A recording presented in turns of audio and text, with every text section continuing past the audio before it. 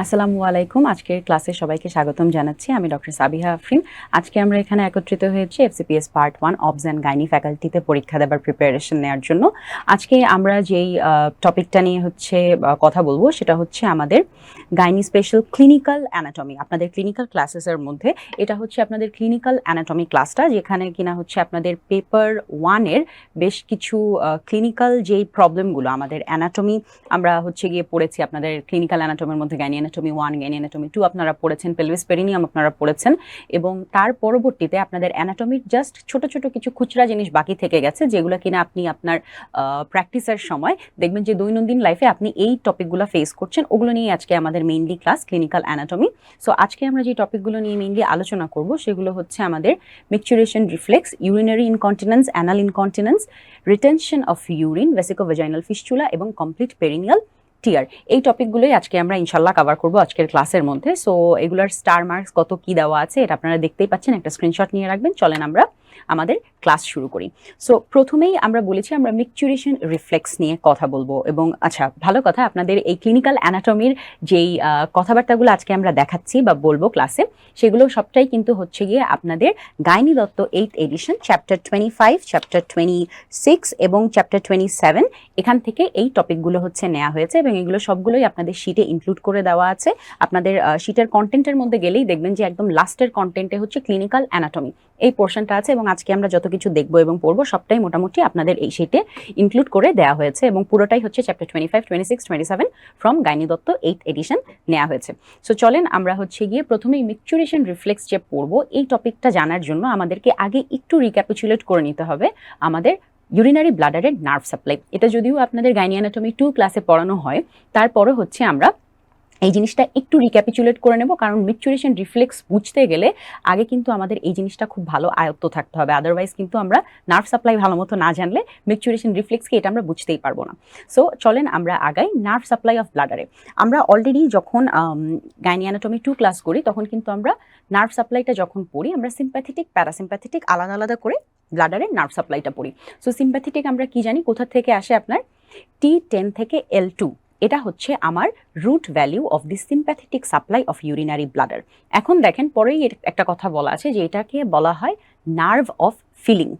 Similarly parasympathetic যেটা, সেটা আসে হচ্ছে আমাদের S2, 3, 4 থেকে, এবং এইটাকে বলা হয় আসলে nerve of evacuation. Nerve of evacuation মানে এটা হচ্ছে গিয়ে ভরবে আপনার, মানে হচ্ছে ফিল করবে ইউরিনারি ব্লাডার উইথ ইউরিন। আর প্যারাসিম্প্যাথেটিকটা হচ্ছে নার্ভ অফ ইভাকুয়েশন, মানে খালি করবে হচ্ছে প্যারাসিম্প্যাথেটিক নার্ভটা।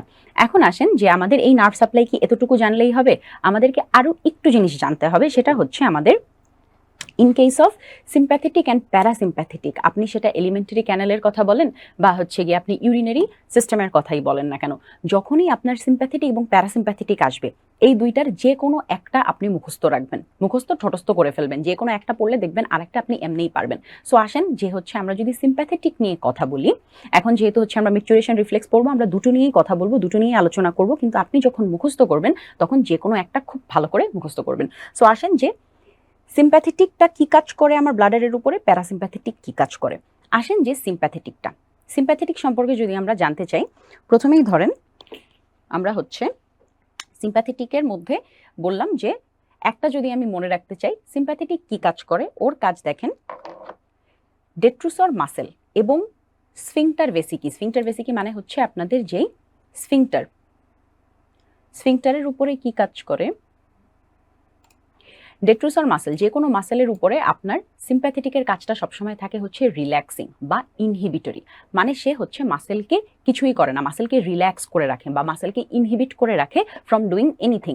তাহলে আপনার সিম্প্যাথেটিকটা হচ্ছে ইউরিনারি ব্লাডারের যে ডেট্রুসর মাসেলটা আছে, এই যে আমার ব্লাডারটা যদি আমি এটা চিন্তা করি, এটা ব্লাডার, এটা হচ্ছে আমার ইউরেথ্রা, তাহলে এখানে যে ডেট্রুসর মাসেল এটার উপরে সে হচ্ছে ইনহিবিটরি ফাংশন বা কিছুই করে না, এটা হচ্ছে রিল্যাক্স করে রাখে। আর স্ফিংটার ভেসিকি, এখানে হচ্ছে দেখা যাবে যে আমাদের এই স্ফিংটার আছে, হ্যাঁ এখানে হচ্ছে আমাদের এই স্ফিংটারটার উপরে মোটর, মানে এই স্ফিংটারটার উপরে ফাংশন করে স্ফিংটারটাকে দিয়ে কন্ট্রাকশন করে রাখে। তার মানে সহজ কথা বলতে গেলে স্ফিংটারের কন্ট্রাকশন, মাসেলের রিল্যাক্সেশন, এটাই হচ্ছে আমার সিম্প্যাথেটিক নার্ভের কাজ অন ইউরিনারি ব্লাডার। তাহলে এটা যদি আপনার কাজ হয় তাহলে আপনি চিন্তা করেন স্ফিংটারটা একদম কন্ট্রাক্ট করে আছে, মানে একদম চাপ দিয়ে ধরে রেখেছে, আর ওই দিক দিয়ে মাসেলটা কিছুই করছে না। তাইলে এখানে কি হবে, এখন এই জায়গাটা পুরো শান্ত, তাই না, একদম হচ্ছে গিয়ে শান্ত হয়ে আছে আমার ব্লাডার। তাহলে তখন কি হবে, আপনার এই ইউরেটার দিয়ে যে ইউরিনটা আমার আসছে ফ্রম কিডনিজ, এই ইউরিনগুলা এই ব্লাডারের ভিতরে মাসেলের ভিতরে আরামসে ঢুকবে, যেহেতু মাসেল কিছুই করছে না, রিল্যাক্স হয়ে আছে, মাসেলের ভিতরে আরামসে ঢুকবে এবং ঢুকার পরে কিন্তু স্ফিংটার দিয়ে আর বের হতে পারবে না, তাই না, কারণ স্ফিংটারটা কনস্ট্রিক্ট করে আছে, স্ফিংটারের মাসেলটা কন্ট্রাক্ট করে আছে, মোটর টু স্ফিংটার, তার মানে কন্ট্রাক্ট করে আছে। তাহলে এই জায়গাটা আপনার বের হওয়ার এক্সিট বন্ধ, রাস্তা বন্ধ, আর এদিক দিয়ে হচ্ছে মাসেলটা রিল্যাক্স করে আছে। তাহলে ইউরিনগুলো এসে হচ্ছে সব আমার ব্লাডারের ভিতরে ভরতে থাকবে। এই জিনিসটাকেই আমরা কি বলছি, নার্ভ অফ ফিলিং। তার মানে আমার সিম্প্যাথেটিকটা হচ্ছে গিয়ে আপনার ইউরিনারি ব্লাডারের ভিতরে ইউরিনটা ভরছে, নার্ভ অফ ফিলিং হচ্ছে সিম্প্যাথেটিক। এরপরেই দেখেন আরেকটা কথা বলা আছে যে হাইপোগ্যাস্ট্রিক নার্ভ, যেটা কিনা L1 L2। তার মানে হচ্ছে এই জিনিসটা হচ্ছে আপনাদের একটা এসবি আমি একটু পরে দেখায় দিব, যে হচ্ছে আমাদের যদি আপনার পরীক্ষায় প্রশ্ন এরকম করে আসে, যেটা কিনা বহুবার এসেছে এই পর্যন্ত, যে nerve supply of urinary bladder, এইটা দিয়েই হচ্ছে আপনার বহুবার এমসিকিউ প্রশ্ন এসছে, এসবিএ প্রশ্ন এসছে। এখন এসবিএতে যদি আপনার এরকম থাকে যে হচ্ছে গিয়ে সিম্প্যাথেটিক সাপ্লাইতে হচ্ছে T10 থেকে L2, এটা একটা অপশানে আছে, আর অন্যান্য অপশানে অন্যান্য জিনিস আছে। যদি T10 to L2 আপনি পেয়ে যান, এটাই হচ্ছে আপনার উত্তর। আর যদি L1 L2 থাকে, যেটা আপনাদের কোয়েশ্চেন হয়, এটা দেখার পরে আপনাদের হচ্ছে মাথায় প্রশ্ন আছে, তাহলে আপু যদি L1 L2 থাকে আমি কোনটা উত্তর দেব? আপু, আপনার এসবিএ অ্যান্সারের ক্ষেত্রে আপনার প্রথম এবং ফার্স্ট চয়েস যদি আপনার অ্যাভেইলেবল থাকে, আপনি অবশ্যই অ্যান্সার করবেন T10 থেকে L2। এটা হবে আপনার এসবি এর উত্তর, সিম্প্যাথেটিক সাপ্লাই অফ ব্লাডার। আর যদি হচ্ছে এটা না থাকে, এটার মধ্যে অনেক কিছুই উল্টাপাল্টা করে দেওয়া থাকতে পারে, T10 থেকে L1 যদি থাকে এটা ভুল উত্তর, এটা দেওয়া যাবে না। বা ধরেন T11 থেকে L2 দেওয়া আছে, সেটাও ভুল উত্তর, এটাও দেওয়া যাবে না। যদি আপনার এই অপশনটা না থাকে, সেই ক্ষেত্রে আপনার উত্তর অবশ্যই হবে হচ্ছে hypogastric nerve as in L1 L2। এটা কিন্তু আপনাদের মাথায় রাখতে হবে, এটা নিয়ে কোনো কনফিউশন বা ডাউট রাখা যাবে না। যদি আপনার অপশনে T10 to L2 থাকে, এটা আপনার উত্তর, এটা না থাকলে L1 L2 হবে উত্তর। এখন দেখেন আর একটা কথা এখানে বলা আছে যে painful stimuli from over distinction. এই কথাটার মানে হচ্ছে গিয়ে আপনার যত ধরনের সেন্সেশন, এই ব্লাডারের যত ধরনের সেন্সেশন হবে, সমস্ত সেন্সেশন কিন্তু হচ্ছে নিয়ে যাবে এই প্যারাসিম্প্যাথেটিক নার্ভ। হ্যাঁ, প্যারাসিম্প্যাথেটিক নার্ভের মাধ্যমেই হচ্ছে মেইনলি প্যারাসিম্প্যাথেটিক, এই প্যারাসিম্প্যাথেটিক নার্ভতেই আপনার সমস্ত সেন্সেশন যায়, except painful sensation due to over distension. যদি এমন হয় যে ব্লাডারের ভিতরে ইউরিন ভরতে ভরতে ভরতে ভরতে, যেহেতু এটা নার্ভ অফ ফিলিং, ইউরিন ভরতে ভরতে ভরতে ভরতে আপনি এখন দেখা গেছে যে অনেক বেশি ইউরিন ভরে ফেলছেন, 1 লিটার ভরে ফেলছেন, 1.5 লিটার ভরে ফেলছেন, তখন আপনার পেইনফুল একটা সেন্সেশন হচ্ছে, এই সেন্সেশনটা কিন্তু নিয়ে যাবে হচ্ছে সিম্প্যাথেটিক নার্ভ। এই একমাত্র পেইনফুল সেন্সেশন ছাড়া বাদ বাকি সমস্ত কিছু নিবে, কিন্তু সমস্ত সেন্সেশন কিন্তু নিবে প্যারাসিম্প্যাথেটিক নার্ভ। তাহলে আপনি একটু মাথায় রাখবেন যে আপনার সেন্সরি যেই সাপ্লাইটা, সেন্সরি সাপ্লাইটা হচ্ছে মেইনলি প্যারাসিম্প্যাথেটিক, মেইনলি প্যারাসিম্প্যাথেটিক, এটা একদম মাথায় গেঁথে নিতে হবে এখনই।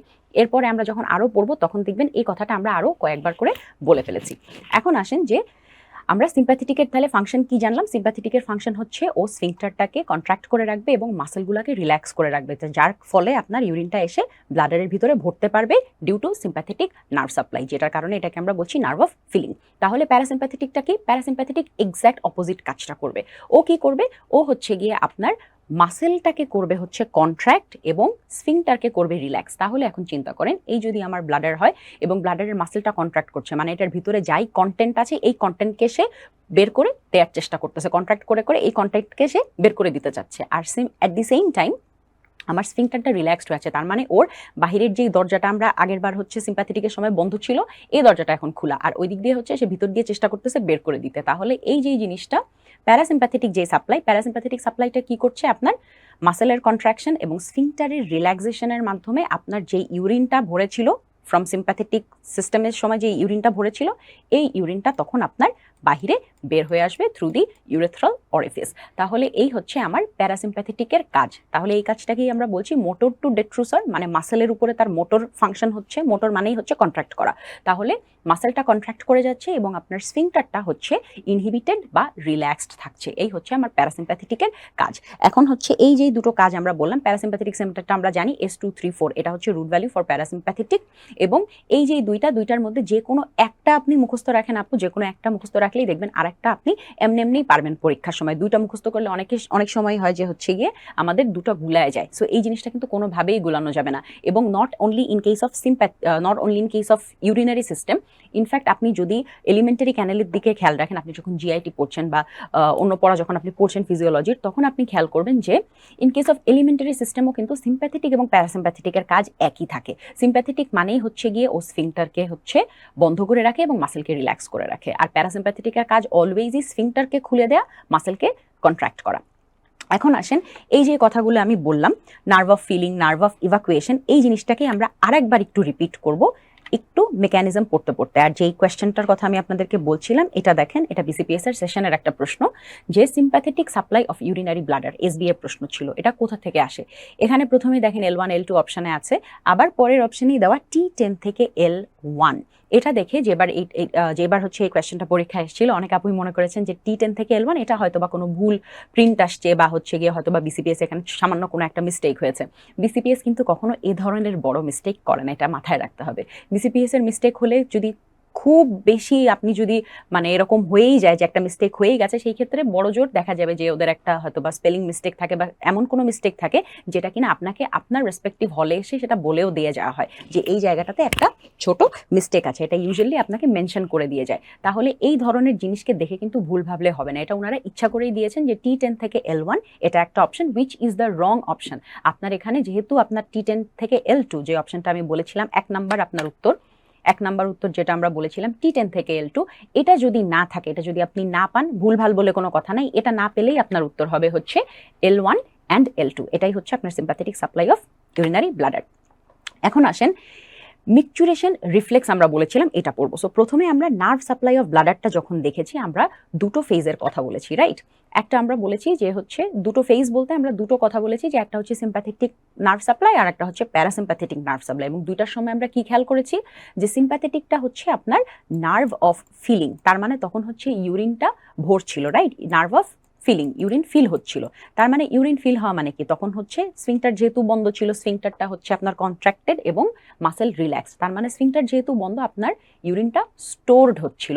তাহলে পুরোটা মিকচুরেশন, নট রিফ্লেক্স, মিকচুরেশনের ফিজিওলজি যদি আপনাকে জিজ্ঞাসা করা হয়, মানে মিকচুরেশন কিভাবে হচ্ছে, প্রথমেই আপনাকে কিন্তু মাথায় রাখতে হবে যে ফিজিওলজি অফ মিকচুরেশন মানে হচ্ছে আপনার প্রথমে স্টোর হতে হবে, ইউরিনকে তো আসতে হবে ব্লাডারে, ওখানে থাকতে হবে, তারপরে সে হচ্ছে গিয়ে ভয়েডেড হবে, রাইট। তাহলে দুটো ফেজ মিলায় কিন্তু হচ্ছে আপনার মিকচুরেশনটা হয়।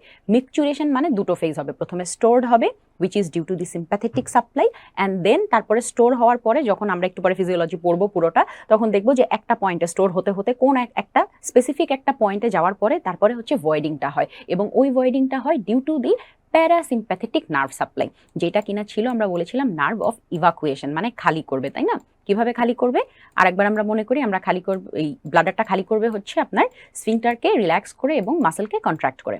তাহলে এই দুটো ফেজ মিলায় হচ্ছে আমাদের টোটাল মিকচুরেশনটা হবে। এখন আসেন, বারবার এই কথাটা বলছি যে এটা আমরা মনে রাখবো কি করে, সিম্প্যাথেটিক এসএ সিম্প্যাথেটিক, এসএ হচ্ছে স্টোরেজ ফেজ। তাহলে আপনি এটা যদি মনে রাখেন এসএস, তাহলে এই আরেকটা আপনার এমনি মনে থাকবে, পিভি এক্সামিনেশন আপনি মনে রাখলেন, আর এটা হচ্ছে SS, SA sympathetic, SA storage, দুইটা মিলায় আপনার ফিজিওলজি অফ মিকচুরেশন। এই কথাটা কেন বারবার বললাম, কারণ হচ্ছে ফিজিওলজি অফ মিকচুরেশনটা কিন্তু এক জিনিস, এবং মিকচুরেশন রিফ্লেক্স এটা কিন্তু আলাদা আরেকটা জিনিস। কেন আলাদা জিনিস, রিফ্লেক্স মানে হচ্ছে আপনার যেই মোমেন্টে মিকচুরেশনটা হচ্ছে, মানে যেই মোমেন্টে আপনার ভয়েডিংটা হচ্ছে, এইটাকেই বলা হয় মিকচুরেশন রিফ্লেক্স। এখন তাহলে আপনি চিন্তা করেন, যেই মোমেন্টে মিকচুরেশন হচ্ছে বা ভয়েডিং হচ্ছে, এই মোমেন্টটা কি দিয়ে সাপ্লাইড হচ্ছে বা কি নার্ভ সাপ্লাই দিয়ে আপনার কন্ট্রোলড হচ্ছে, প্যারাসিম্প্যাথেটিক বা ভয়েডিং ফেজ দিয়ে, রাইট। ভয়েডিং ফেজ মানেই হচ্ছে আপনার প্যারাসিম্প্যাথেটিক নার্ভ কন্ট্রোলের আন্ডারেই হচ্ছে আপনার তখন দেখা যাচ্ছে স্ফিংটার খুলে যাচ্ছে এবং মাসেলটা কন্ট্রাক্ট করছে, যেটার কারণে মিকচুরেশন হয়ে যাচ্ছে। তাহলে মিকচুরেশনের ওই পার্টিকুলার সময়টাকেই আমরা বলছি মিকচুরেশন রিফ্লেক্স। আর যদি আপনাকে ফিজিওলজি জিজ্ঞাসা করা হয়, ফিজিওলজি মানে আগে ইউরিন ভরতে হবে, তারপরে ইউরিন খালি হবে, আর এইটা হচ্ছে ফিজিওলজি অফ মিকচুরেশন। তাহলে দুইটা ফেজ মিলায়, তার মানে দুইটা নার্ভ সাপ্লাই আপনার এখানে necessary, both sympathetic and parasympathetic. আর শুধু প্যারাসিম্প্যাথেটিক যদি হয়, শুধু যদি মিকচুরেশনটা হয়, এটাকেই বলা হয় মিকচুরেশন রিফ্লেক্স। এখন আসেন, মিকচুরেশনটা কিভাবে হচ্ছে, এই পুরাটা ফিজিওলজিটা হচ্ছে কি আমরা এখন জানবো। ফিজিওলজিটা দেখেন, প্রথমে কি হয় যে হচ্ছে এই ধরেন ইউরেটার পিছনে এই দুইটা সাদা সাদা এই ইউরেটারগুলো দিয়ে হচ্ছে আমার ইউরিন আসছে।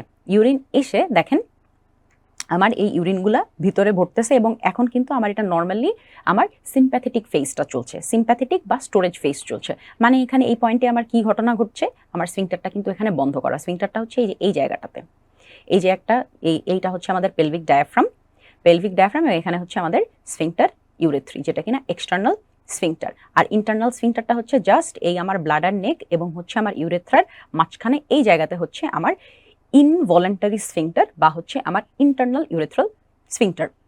এখন আসেন এই দুইটা স্ফিংটার, আর এখন হচ্ছে আমার এই ইউরেটার দিয়ে স্ফিংটারটা বন্ধ আছে, ইউরেটার দিয়ে আমার হচ্ছে ইউরিন আসতেছে, স্ফিংটার বন্ধ, এদিক দিয়ে মাসেলটা রিল্যাক্স, তার মানে এখানে হচ্ছে আমার ইউরিনটা ফিল হওয়া শুরু হয়েছে। এখন ইউরিন ফিল হচ্ছে। এখন একটু পরেই আমরা দেখব যে হচ্ছে আমাদের বডিতে এই ব্লাডারের মধ্যে যখন ইউরিন ফিল হওয়া শুরু করে, ব্লাডারের মধ্যে যখন দেখবেন যে আপনার অ্যারাউন্ড 10 সেন্টিমিটার ওয়াটার প্রেশার যখন তৈরি হচ্ছে, which is equivalent to 250 ml of urine. তার মানে বেসিকলি আপনার যখন 250 ml ইউরিন যখন আপনার ব্লাডারে আছে, তখন আপনি ফার্স্ট আর্জ ফিল করবেন। তখন আপনার প্রথমবার মনে হবে যে আচ্ছা ঠিক আছে, ব্লাডারটা মনে হয় একটু ফুল লাগতেছে, একটু ইউরিনেট করতে পারলে ভালো লাগতো। এই প্রথম আর্জটা আপনার আসবে কখন, অ্যারাউন্ড 250 ml বা হচ্ছে 200 থেকে 300 ml ইউরিন যখন চলে আসবে আপনার ব্লাডারের মধ্যে, তখন এটা ফিল করবেন, which is equivalent to 10 centimetre of water pressure. এখন আসেন, প্রথম আর্জটা আপনি ফিল করলেন, আর্জটা কিভাবে ফিল করলেন, আপনার এই সেন্সেশনটা কিভাবে হলো? আপনার যখন এই 250 ml ইউরিন ভরলো, এই পুরা ব্লাডারের এই যে ব্লাডারের ওয়ালের গায়ে নীল কালার দিয়ে অ্যারো দিয়ে বুঝাইতে চাচ্ছে যে ব্লাডারের ওয়ালের গায়ে কিছু স্ট্রেচ রিসেপ্টর আছে, মানে কিছু রিসেপ্টর আছে যেগুলা কিনা যখন আপনার এই ব্লাডারটা ভরা শুরু করে due to the stretch of the bladder wall, এগুলা তখন হচ্ছে স্টিমুলেটেড হয়। তার মানে আপনার এই ব্লাডারের ভিতরে যখন ইউরিনটা ভরতেছে, ভরার পরে তখন এই স্ট্রেচ রিসেপ্টরগুলো ফিল করলো যে হচ্ছে আমি একটু স্ট্রেচড হচ্ছি due to the filling of urine. তখন সে হচ্ছে এই স্ট্রেচ রিসেপ্টরগুলো কি করে দেখেন, তখন এই যে sensory fibre, which is sensory motor যাই বলেন সবই হচ্ছে গিয়ে যে দেখেন প্যারাসিম্প্যাথেটিক। মোটরটা যদিও হচ্ছে গিয়ে আপনার একটু পরে আমরা বুঝাচ্ছি, সেন্সারিটা একটু খেয়াল রাখেন, গ্রিন কালার এই যে সেন্সারি নার্ভটা, এই সেন্সারি নার্ভটা which is a parasympathetic fibre. আমরা বলেছি other than painful stimulation due to over distension, সব সেন্সেশন আপনার কিন্তু প্যারাসিম্প্যাথেটিক দিয়ে যায়। এনিওয়েজ, তো আমাদের সেন্সারি নার্ভ ফাইবারটা হচ্ছে এই স্ট্রেচ রিসেপ্টর থেকে সিগন্যাল কালেক্ট করলো যে হ্যাঁ 250 ml ইউরিন ভরে গেছে, প্রথম আর্জ আমি ফিল করতেছি। এই জিনিসটা হচ্ছে স্ট্রেচ রিসেপ্টর থেকে এই গ্রিন কালারের নার্ভটা আপনার নিয়ে যাচ্ছে কোথায়, এখানে প্রথম যেই একটা সেন্টার আছে আমাদের, যেটাকে বলা হয় স্যাক্রাল মিকচুরেশন সেন্টার। এবং এই সেন্টারটার লেভেল কি, এই সেন্টারটার লেভেল হচ্ছে আমাদের S234। এটা হচ্ছে আমাদের স্যাক্রাল মিকচুরেশন সেন্টার। এখানে হচ্ছে ওই সেন্সেশনটা নিয়ে যাবে। এখন এই সেন্সেশনটা যখন এখানে নিয়ে যাবে, প্রথম এই সেন্সেশন নেয়ার পরে এর পরবর্তীতে কি হবে আপনার, এর পরবর্তীতে হচ্ছে এখান থেকে আপনার এই সেন্সেশনটা, এটা হচ্ছে আমাদের প্রথম সেন্টার, খেয়াল রেখেন এটা হচ্ছে সেন্টার নাম্বার 1। এরপরে এই সেন্টার থেকে আপনার সেন্সেশন চলে যাবে হাইয়ার সেন্টার, উপরের দিকে যাবে। এখন সে স্পাইনাল কর্ড থেকে, এটা তো S234 মানে হচ্ছে আপনার স্যাক্রাল লেভেলে হচ্ছে গিয়ে আমার এই সেন্টারটা। এরপরে এখান থেকে সে চলে যাবে উপরে হাইয়ার সেন্টারে, যেটা হচ্ছে 2 নাম্বার সেন্টার। 2 নাম্বার সেন্টার হচ্ছে আমার পন্সে, 2 নাম্বার সেন্টার। এরপরে ফাইনালি এটা কোথায় যাবে, পন্সে যেয়ে ও জানাবে প্রথম আর্জ আসছে, এটা হচ্ছে গিয়ে সেন্সেশন নিয়ে আসলো S234-এ। এরপরে এই সেন্সেশনটা ও পন্সে যেয়ে জানাইলো যে প্রথম আর্জ ফিল করেছে, ইউরিনারি ব্লাডারের ভিতরে 250 ml ইউরিন আসছে। এই পন্স কি করবে, এ হচ্ছে এবার হাইয়ার অথরিটিকে জানাবে বা হাইয়েস্ট অথরিটিকে জানাবে। হাইয়েস্ট অথরিটিটা হচ্ছে আপনার paracentral lobule in the cerebral cortex. Paracentral লোবিউলে চলে যাবে সেরিব্রাল কর্টেক্সের। এইটা হচ্ছে আমার হাইয়েস্ট অথরিটি।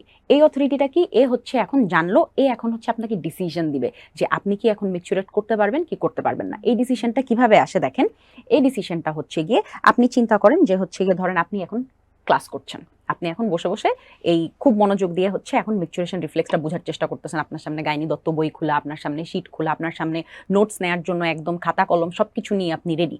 এখন আপনার হঠাৎ করে আমার এইসব কথাবার্তা শুনে আপনার মনে হলো আয় হ্যাঁ, আমারও তো মনে হয় একটু ফার্স্ট আর্জ লাগতেছে, আমারও তো মনে হয় একটু ওয়াশরুমে যাওয়া দরকার, আমার একটু ম্যাচুরেট করা দরকার, আপনার মনে হলো। কিন্তু তখনই আপনার মাথায় এই যে প্রথমে আপনি স্যাক্রাল ম্যাচুরেশন সেন্টারের কাছে এই নিউজ গেল, তারপরে পন্সের কাছে গেল, তারপরে কর্টেক্সের কাছে গেল। কর্টেক্সের কাছে যখন গেল, কর্টেক্স তখন আপনাকে ডিসিশন কি দিল, কর্টেক্স আপনাকে ডিসিশন দিল যে না ভাই, তুমি এখন মাত্র পড়তে বসছো, 10 মিনিটও হয় নাই তুমি পড়তে বসছো, এখনই যদি তুমি ওঠো তাহলে কিন্তু হচ্ছে গিয়ে তোমার পড়াশোনা নষ্ট হয়ে যাবে। আপনাকে এই সেন্সেশনটা দিল হচ্ছে আপনার সেরিব্রাল কর্টেক্স। তখন কর্টেক্স কি করলো, এই কথাটা যখন সে চিন্তা করলো যে না এখন সুটেবল টাইম না, এটা আমি জাস্ট আপনাদেরকে একটা এক্সাম্পল দিলাম, এটা অন্যান্য যে কোনো সময় হতে পারে যে আপনি বাইরে রাস্তায় আছেন, আপনি বাইরে ট্রাভেল করছেন, আপনি বাইরে অফলাইনে ক্লাস করছেন, আপনি ডিউটি করছেন, যে কোনো কিছু একটা করছেন, আপনার কর্টেক্স তখন বুঝলো এই সিচুয়েশনটা ফেভারেবল না ফর মিকচুরেশন। তখন সে কি করবে, তখন হচ্ছে সেই ইনহিবিটরি সিগন্যাল পাঠাবে, মানে সে তখন কোনো কিছুই করবে না, যে সিম্প্যাথেটিক সাপ্লাই আপনার চলতেছিল, স্ফিংটার কন্ট্রাক্টেড মাসেল রিল্যাক্সড, ওইটাই আপনার চলতে থাকবে। সে নতুন কোনো কিছু করবে না, সে ইনহিবিটরি সিগন্যালটাই রেখে দেবে, কোনো উইথড্র করবে না, সে কিছুই করবে না, সে ওভাবে রেখে দিবে যে না ভাই তোমার এখন মিকচুরেট করা যাবে না, ওয়েট, এটা বলে আপনাকে সে থামাই দিল। গেল কিছুক্ষণ পরে ধরেন আপনি যে ক্লাস করছেন, মাঝখান দিয়ে আপনার ক্ষুধা লাগতেছে, আপনি খাচ্ছেন, পানি খাচ্ছেন, অন্য কোনো চা খাচ্ছেন, কফি খাচ্ছেন, এত কিছু খাচ্ছেন, ডায়াবেটিক্স খাচ্ছেন, কিন্তু আপনার এখনো আপনার হচ্ছে গিয়ে প্রত্যেকবার যে আপনার তো আর 250 ml থেকে এখন বাড়ছে, আপনি এত কিছু খাচ্ছেন, তো ইউরিনেশন তো আপনার ইউরিন এখানে আরো বেশি জমতেছে, আরো বেশি ফিলিং হচ্ছে, আরো বেশি স্ট্রেচড হচ্ছে, তাহলে দেখা যাবে যে হয়তো বা আধা ঘন্টা পরে 40 মিনিট পরে আপনার আরো আরেকবার হচ্ছে কি এখানে আরেকটা সেন্সেশন হলো যে না ব্লাডার আরো বেশি ভরে গেছে। তখন আপনার এই স্ট্রেচ রিসেপ্টরগুলো আবার এই সেন্সরি নার্ভ দিয়ে ওই একই প্যাথওয়ে দিয়ে আবার আপনার কর্টেক্সের কাছে নিউজ পাঠাইলো। তখনও সে এরকম মানা করে দিল যে না এখন সম্ভব না, এখন আমার সিচুয়েশন কোনো একটা ভাবে সে বললো যে না এখন ফেভারেবল না। এরকম করতে করতে করতে করতে দেখা যাবে যে আমরা কিন্তু গাইনি অ্যানাটমি 1-এই পড়ি যে হচ্ছে গিয়ে যদিও হচ্ছে অ্যারাউন্ড 450 ml হচ্ছে গিয়ে আমরা এভারেজে ইউরিন হচ্ছে জমা রাখতে পারি, কিন্তু 3 to 4 লিটার পর্যন্ত রাখা যায়, which will be very painful, but 3 to 4 litre পর্যন্ত আপনার ব্লাডার কিন্তু ক্যাপাসিটি অতটুকু তার আছে। তাহলে এখন চিন্তা করেন আরো বেশ কিছু দূর এরকম ভরলো, এবং ভরতে ভরতে একটা পয়েন্টে তখন কি হইলো, তখন ধরেন আপনি এরকম 1 ঘন্টা 2 ঘন্টা হয়ে গেছে আপনি ক্লাস করছেন, তখন একটা পয়েন্টে আর যেতে যেতে যেতে যেতে আপনার সেরিব্রাল কর্টেক্স বললো যে হ্যাঁ অনেক হয়েছে, যাও তুমি এখন তাহলে হচ্ছে মিকচুরেট করে আসো, this is a favourable time, এখন যাই তুমি করে আসতে পারো। তখন কি হবে, এই কর্টেক্স এই একইভাবে স্যাক্রাল মিকচুরেশন সেন্টার, তারপর পন্স, তারপর কর্টেক্সের কাছে যাবে, এরপরে কর্টেক্স হচ্ছে এই ইনহিবিটরি সিগন্যালটা উঠায় দেবে যে হ্যাঁ ভাই যাও তুমি ওয়াশরুমে যাও, আপনি গেলেন, যে আপনি যে হচ্ছে গিয়ে একদম প্রপারলি আপনি হচ্ছে পজিশন নিয়ে বসছেন, তখন আপনার কর্টেক্স এই ইনহিবিটরি সিগন্যাল উঠায় দিয়ে বলবে যে হ্যাঁ ইউ ক্যান ফাইনালি মিকচুরেট নাও। এখন আপনি কিভাবে মিকচুরেট করবেন, এইটা কিভাবে ফেরত আসবে এই সিগন্যালটা, তখন আপনার এই কর্টেক্স থেকে এই একই প্যাথওয়ে দিয়ে সিগন্যাল পন্সে, এবং পন্স থেকে আলটিমেটলি স্যাক্রাল মিকচুরেশন সেন্টারে এসে আপনার মোটর নার্ভগুলাকে হচ্ছে এখন সে কমান্ড দিবে। কি কমান্ড দিবে, মোটর নার্ভ হচ্ছে তখন এই প্যারাসিম্প্যাথেটিক পেলভিক প্যারাসিম্প্যাথেটিক ফাইবারসের মাধ্যমে এরা হচ্ছে গিয়ে তখন 3টা জায়গায় কাজ করবে, খেয়াল রেখেন 3টা জায়গায় কাজ করবে, আমরা 2টা জায়গার কথা আগে বলেছি, 3 নাম্বারটা এখন বলে দেবো। সেটা হচ্ছে একটা তো অবশ্যই সে স্ফিংটারকে রিল্যাক্স করবে, প্যারাসিম্প্যাথেটিক কাজ হচ্ছে, তার মানে প্রথমেই সে স্ফিংটারকে রিল্যাক্স করবে, স্ফিংটারকে রিল্যাক্স করে মাসেলকে, ডেট্রুসর মাসেলকে করবে কন্ট্রাক্ট। দুটো কাজ গেল তাই না, এই যে একটা হচ্ছে আপনার এই ইন্টারনাল স্ফিংটারকে রিল্যাক্স করলো, ডেট্রুসর মাসেলকে কন্ট্রাক্ট করলো, তাতেও কিন্তু আপনার ইউরিন কিন্তু আসবে না। আর একটা কি করতে হবে, অবশ্যই আপনার যেহেতু এটা ভলেন্টারিলি আপনি এটা কন্ট্রোল করছেন, আপনার কর্টেক্স বুঝতে পারতেছে ফেভারেবল এখন করা যাবে ভলেন্টারিলি, তার মানে অবশ্যই আপনি এখন আপনার ভলেন্টারি স্ফিংটারটাকেও রিল্যাক্স করতে হবে। ভলেন্টারি স্ফিংটারটাও রিল্যাক্সড হয়ে গেল, তারপরে আলটিমেটলি এই ইউরেথ্রাল অরিফিস দিয়ে আপনার ইউরিনেশন হয়ে গেল।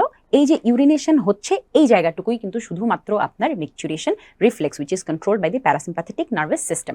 তাহলে দেখেন এই যে আচ্ছা এখানে ভালো কথা, এই যে এক্সটার্নাল স্ফিংটার বা হচ্ছে আপনার যে ভলেন্টারি স্ফিংটারে যে কমান্ডটা আসলো, যে ভলেন্টারি স্ফিংটারটা এখন রিল্যাক্সড হতে পারবে, এই কমান্ডটা কিন্তু আপনার আসে ভায়া দি পুডেন্ডাল নার্ভ। এটা আমরা কিন্তু পুডেন্ডাল নার্ভ যখন পড়ি তখনই আমরা বলি যে পুডেন্ডাল নার্ভটাই কিন্তু হচ্ছে আপনার এক্সটার্নাল ইউরেথ্রাল স্ফিংটারকে মোটর সাপ্লাই দেয়। তাইলে আপনার ফাইনালি এই যেই ভলেন্টারি স্ফিংটারটা খুললো that is via the pudendal nerve, এটা একটু মাথায় রাখতে হবে। আর এই যে আগের যেই মোটর সাপ্লাইটা এসছিল to the internal sphincter and the detrusor muscle, এগুলা কিন্তু এসেছিল via the S2-3-4 parasympathetic nerve roots. S2-3-4 থেকে এসেছিল আপনার এই ডেট্রুসর এবং ইন্টারনাল স্ফিংটারের কমান্ডটা।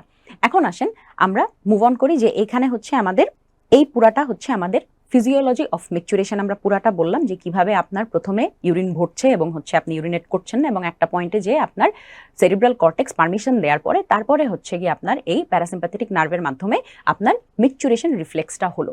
এর মধ্যে আরেকটা গুরুত্বপূর্ণ যেই কথা, আমরা 3টা সেন্টারের কথা বলেছি, স্যাক্রাল মিকচুরেশন সেন্টার, পন্স এবং সেরিব্রাল কর্টেক্সের প্যারাসেন্ট্রাল লোবিউল। এই 3টা সেন্টারের মধ্যে এইটা কিন্তু আপনার নর্মাল অ্যাডাল্টের মিকচুরেশন হচ্ছে এইভাবে হয়, এইভাবে এই পুরোটা প্যাথওয়ে ফলো করে। ইন কেস অফ চিলড্রেন কি হয় দেখেন, এটা একেবারে বলে দিয়ে যায়, নাহলে পরে দেখবেন হচ্ছে খেয়াল থাকবে না, যে ইন কেস অফ চিলড্রেন, বাচ্চারা কি করে, বাচ্চারা কি আপনার আমার মতন এরকম ট্রেন করে চিন্তা ভাবনা করে যে না এখন না 1 ঘন্টা পরে আমি মিকচুরেট করবো, এরকম ডিসিশন কিন্তু ওরা নিতে পারে না। কেন ওরা এই ডিসিশনটা নিতে পারে না, বা এটা ওদের কেন ট্রেনিং এর মাধ্যমে আস্তে আস্তে পরবর্তীতে হয়? কারণ হচ্ছে বাচ্চাদের ক্ষেত্রে কিন্তু আপনার এই ব্রেইনটা অত ডেভেলপড থাকে না। ব্রেইনটা ছোট, একদম ছোট বাচ্চা হয়েছে, একদম 1 বছর বয়স বাচ্চার, ওদের কিন্তু এত ডেভেলপড থাকে না ব্রেইনটা, রাইট? সো ওদের ক্ষেত্রে কি হয়, আপনার এই হায়ার মিকচুরেশন সেন্টারগুলো সিন্স এরা ডেভেলপড না, ওদের ক্ষেত্রে এই যে মিকচুরেশনটা পুরাটাই কন্ট্রোল করে হচ্ছে শুধুমাত্র একটাই centre, which is the sacral micturition centre. সে কিভাবে কন্ট্রোল করে? ওই সেন্সেশনটা, স্ট্রেচ রিসেপ্টরের সেন্সেশনগুলো ডিরেক্ট S234 এ যায়। S234 নিজেই ডিসিশন নিয়ে নেয় যে যেহেতু ও জানে উপরে পাঠায় কোনো লাভ নাই, ও কি করে, নিজেই ডিসিশন নেয় যে আচ্ছা ঠিক আছে, এই যে এখন মোটামুটি ভরে গেছে, এখন নাও তুমি হচ্ছে মিকচুরেট করে দাও। এবং বাচ্চা ওই তখন সিচুয়েশন এনভায়রনমেন্ট কিছুই দেখে না, ও আপনি ওর মতন করে যখনই ওর আর্জ আসে ও তখনই সুন্দর করে মিকচুরেট করে দেয়। তাহলে বাচ্চাদের ক্ষেত্রে কিন্তু আপনাকে খেয়াল রাখতে হবে, in case of children only one micturition center is functional, that is the S234 sacral micturition center. আর in case of adult আপনার এই তিনোটা micturition centerই হচ্ছে গিয়ে, মানে তিনোটা সেন্টারই হচ্ছে অ্যাক্টিভ এবং ফাংশনাল, এবং এদের মধ্যে মেইনলি আপনার ডিসিশনটা নেয় হচ্ছে এই paracentral lobule of the frontal cortex. এরপরে আসেন যে আমরা পরে মুভ করব, যে হচ্ছে এই যে ফিজিওলজি অফ মিকচুরেশন আমরা যে কথাগুলো বললাম, এই কথাগুলো হচ্ছে এখানে আরেকবার করে লেখা। এটার আপনারা একটা সুন্দর স্ক্রিনশট নেবেন। This is by the courtesy of our favourite doctor Fariha Afrin আপু। এটা হচ্ছে ফারিহা আফরিন আপুর হাতের লেখা। যতগুলো হাতের লেখা আজকে আমি ইনফ্যাক্ট দেখাবো এই ক্লাসে, এগুলো সবই হচ্ছে কার্টিসি অফ ডক্টর ফারিহা আফরিন আপু। এখন দেখেন যে এখানে আমরা কি বলছিলাম, যে ব্লাডারটা প্রথমে কি হয়, আপনার ইউরিন ফিল করতেছে এবং ব্লাডারের প্রেশারটা হচ্ছে বাড়তে থাকে। এখানে একটা কথা মেনশন করা আছে যে থ্রেশহোল্ড, ক্রসেস দি থ্রেশহোল্ড, ক্রসেস, এইটা যখন থ্রেশহোল্ডটা ক্রস করে গেলেই তখন হচ্ছে আপনার মিকচুরেশন ট্রিগার হবে। তার মানে ওই যে 250 ml ভরলেই যে আপনার হচ্ছে থ্রেশহোল্ড হয়ে যাবে সেইটা না, এক একজনের ক্ষেত্রে এক এক রকম থাকে। আপনাদেরকে যদি আরো সহজভাবে বোঝানোর চেষ্টা করি, ধরেন আপনি ট্রাভেল করছেন, আপনি হচ্ছে গিয়ে 10 ঘন্টা ট্রাভেল করছেন, একটা পয়েন্ট এ থেকে আপনি পয়েন্ট বি তে যাচ্ছেন, হ্যাঁ ট্রাভেল করছেন, এবং আপনার সাথে আপনার ফ্যামিলির অন্য কেউ ট্রাভেল করছেন। এখন ধরেন দুজন যাচ্ছেন, পুরা রাস্তার মধ্যে সেও হচ্ছে সকালবেলা নাস্তা করে বের হয়েছে, আপনিও সকালে নাস্তা করে বের হয়েছেন, এবং পুরা রাস্তায় যাওয়ার পথে এরকম চা কফি আপনি খাচ্ছেন, এবং একটা পয়েন্টে আপনার মনে হলো যে না, রাস্তার মধ্যে আমাকে যে কোনো একটা জায়গাতে স্টপ করে আমাকে একটু মিকচুরেট করতেই হবে, আপনার এটা মনে হলো। কিন্তু আপনার সাথে যেই হচ্ছে গিয়ে আপনার যেই ফ্যামিলি মেম্বার্সরা ট্রাভেল করতেছে, দেখতেছেন যে আপনার সাথে দুজন ট্রাভেল করছে, ওদের দুইজনের কিছুই লাগতেছে না, আপনারা একই সেই পানি খাচ্ছেন, একই সেই চা খাচ্ছেন, কিন্তু তারা বলতেছে যে না আমরা এটা হোল্ড অন করতে পারবো, আমরা একেবারে হচ্ছে গিয়ে পৌঁছায় তারপরে উই ক্যান মিকচুরেট। তাহলে এই যে ডিফারেন্সটা আপনাকে করতেই হচ্ছে, মানে আপনার এই যে আমরা যে ছবিটা দেখছিলাম, যে আপনার এই স্ট্রেচ রিসেপ্টরগুলো এখানে যে বলতেছে যে না আমি আর নিতেই পারছি না, আমার থ্রেশহোল্ড পৌঁছায় গেছে, আমাকে এখন মিকচুরেট করতেই হবে, এই জিনিসটা আপনার জন্য কিন্তু হতে পারে যে ধরেন আপনার জন্য হচ্ছে 1.5 লিটারেই আপনার এরকম থ্রেশহোল্ড পৌঁছায় যায়, এবং এরপরে আপনি আর কন্ট্রোলই করতে পারবেন না। কিন্তু অন্য মানুষের ক্ষেত্রে এটা 2 লিটারও হতে পারে, অনেকের ক্ষেত্রে 1 লিটারও হতে পারে। So what I am basically trying to say is, এই পুরা জিনিসটা থ্রেশহোল্ড লেভেল কার ক্ষেত্রে কতটুকু হবে এটা কমপ্লিটলি ইন্ডিভিজুয়ালাইজড। তাহলে এই থ্রেশহোল্ডটা ধরেন যার জন্য যেই থ্রেশহোল্ড, সে ওই থ্রেশহোল্ডটা ক্রস করে গেলেই তখন কি হবে, ওইটাকে আমরা বলবো ট্রিগারিং পয়েন্ট ফর মিকচুরেশন, এবং ওই ট্রিগারিং পয়েন্ট ফর মিকচুরেশন পৌঁছাইলেই তখন দেখা যাবে হচ্ছে ওই আপনার মিকচুরেট করতে হচ্ছে। এখানে তারপরে আরো কিছু কথাবার্তা বলা আছে যে আপনি ফার্স্ট স্টিমুলেশন কখন আপনি ফিল করবেন, 200 থেকে 300 ml, বইতে যেটা বলা আছে যে অ্যারাউন্ড 250 ml অফ ইউরিন যখন হচ্ছে গিয়ে ফিল হয়ে যায়, তখনই আমাদের দেখা যায় যে ফার্স্ট আর্জটা আমরা ফিল করি, এবং যখন এই আর্জটা আমরা ফিল করতেছি তখন ইন্ট্রাভেসিক্যাল প্রেশার আমাদের থাকে অ্যারাউন্ড 10 সেন্টিমিটার অফ ওয়াটার। এরপরে এই যে কথাগুলো বলা যে ইউরেথ্রাল প্রেশারটা হচ্ছে গিয়ে আপনার ব্লাডার প্রেশারের থেকে যদি বেশি হয় তাহলে কোনো ইউরিনেশন হবে না। আর হচ্ছে এই যে স্ট্রেচ রিসেপ্টরের কিছু কথাবার্তা বলা আছে, এটা আমি আপনাদেরকে একটু সহজ করে এক্সপ্লেইন করে দিই। সেটা হচ্ছে এই যে ধরেন আমরা যেই সিম্প্যাথেটিক এবং প্যারাসিম্প্যাথেটিক এতগুলো কথা বললাম, কোন ফেজটা কখন হবে এই জিনিসটা আমি আপনাদেরকে আরেকবার হচ্ছে একটু বলি এখানে এসে, যে আমার ধরেন এটা হচ্ছে ব্লাডার, এই হচ্ছে আমার ইউরেথ্রা। এখানে কি হয়, ধরেন এটা রেস্টে আছে, হ্যাঁ রেস্টে আছে, আপনি এরকম বসে আছেন, শুয়ে আছেন, রেস্টে আছে। এখন নর্মালি আপনার এই ইউরেথ্রারও একটা প্রেশার আছে, মানে এটার ভিতরকার ইন্ট্রিনজিক একটা প্রেশার আছে যেটাকে বলা হয় Intra urethral pressure, Intra urethral pressure. এবং আমি আপনাদেরকে একটু সাজেস্ট করবো এটা আপনারা একটু চট করে লিখে ফেলেন আপনাদের শিটে বা বইয়ের মধ্যে কর্নারের মধ্যে ছোট করে লিখে ফেলেন, যে আমার ইউরেথ্রার একটা ইন্ট্রিনজিক প্রেশার আছে যেটাকে বলা হয় ইন্ট্রা ইউরেথ্রাল প্রেশার। সিমিলারলি আমার ব্লাডারেরও কিন্তু একটা প্রেশার আছে যেটাকে বলা হয় ইন্ট্রা ভেসিক্যাল প্রেশার, প্রেশারটা কি দিয়ে কে মেনটেন হয় একটু পরে আমি সেটা দেখাই দিব স্লাইডের মধ্যে এবং বলেও দিব। এখন আমরা জানি যে দুইটার আলাদা আলাদা প্রেশার থাকে, ব্লাডারের জন্য ভেসিক্যাল প্রেশার আর ইউরেথ্রার জন্য ইন্ট্রা ইউরেথ্রাল প্রেশার। এখন স্টোরেজ ফেজের সময় কি হয়, স্টোরেজ ফেজের সময় আমরা কি বলেছি যে এই স্ফিংটারটা হচ্ছে কন্ট্রাক্টেড থাকে, তার মানে আমার ইউরেথ্রাটা বন্ধ থাকে, তার মানে আমার ইন্ট্রা ইউরেথ্রাল প্রেশারটা হচ্ছে বেশি থাকে ডিউরিং স্টোরেজ ফেজ। যতক্ষণ আপনার intra urethral pressure is more than intravesical pressure, intravesical pressure থেকে আপনার ইন্ট্রা ইউরেথ্রাল প্রেশারটা যতক্ষণ বেশি থাকবে ততক্ষণই আপনার চলবে হচ্ছে স্টোরেজ ফেজ। স্টোরেজ ফেজ এই কথাটাই আপনি জাস্ট শর্টে লিখে ফেলেন আপনার শিটের মধ্যে, যে ইন্ট্রাভেসিক্যাল প্রেশার যতক্ষণ কম ততক্ষণ আমরা এটাকে স্টোরেজ ফেজ বলবো। যেহেতু ইন্ট্রা ইউরেথ্রাল প্রেশারটা বেশি, তার মানে ইউরেথ্রার জোর বেশি, ইউরেথ্রা কি করবে যে না আমি খুলবো না, আমি এরকম বন্ধ হয়ে থাকবো। যার জোর বেশি সে হচ্ছে গিয়ে তার ইচ্ছা মতন কাজ করবে, রাইট? তাহলে ইন্ট্রা ইউরেথ্রাল প্রেশার যতক্ষণ বেশি থাকবে ওর নিজের ইচ্ছা মতন ও বন্ধ করে রাখবে, আমি খুলবো না, আমি মিচুরেট করতে দিব না। তার মানে ততক্ষণ আপনার কি হবে, আপনার ফিলিং চলবে, আপনার স্টোরেজ ফেজটা চলবে, যতক্ষণ কিনা আপনার vesicle pressure is less than Intra urethral pressure. এখন এই ইউরিন ভরতে ভরতে একটা পয়েন্টে কি দেখা গেল যে এই ইন্ট্রাভেসিক্যাল প্রেশারটা হচ্ছে গিয়ে আপনার ইউরেথ্রাল প্রেশারের থেকে বেশি হয়ে গেল। কারণ ইন্ট্রা ইউরেথ্রাল প্রেশার তো ধরেন যেই প্রেশারটা আছে একটু পরে আমরা দেখবো যে 20 to 30 সেন্টিমিটার অফ ওয়াটারের মতন প্রেশার থাকে হচ্ছে আমার ইন্ট্রা ইউরেথ্রাল প্রেশার, যেটা কিনা সবসময় মোরাললেস কনস্ট্যান্ট থাকে, except in case of sneezing কাফিং, ওগুলা ছাড়া বাদ বাকি সময় মোরাললেস সবই কনস্ট্যান্টলি এই 20 to 30 centimetre of water maintain করে। কিন্তু আপনার ইন্ট্রাভেসিক্যাল প্রেশারটা কিন্তু কনস্ট্যান্ট না, কারণ হচ্ছে এখানে কন্টিনিউয়াসলি আপনার ইউরিন ফিল হচ্ছে, তাহলে যত ইউরিন ফিল হবে তত বেশি ওর প্রেশার বাড়বে। এখন যদি আপনার ইন্ট্রাভেসিক্যাল প্রেশারটা যখন বেড়ে যাবে more than Intra urethral pressure, তখনই কিন্তু আপনার কি হবে, তখনই ওর যেহেতু জোর বেশি তখনও কি বলবে যে না এখন আমি কন্ট্রাক্ট করে আমি সব খালি করে ফেলবো।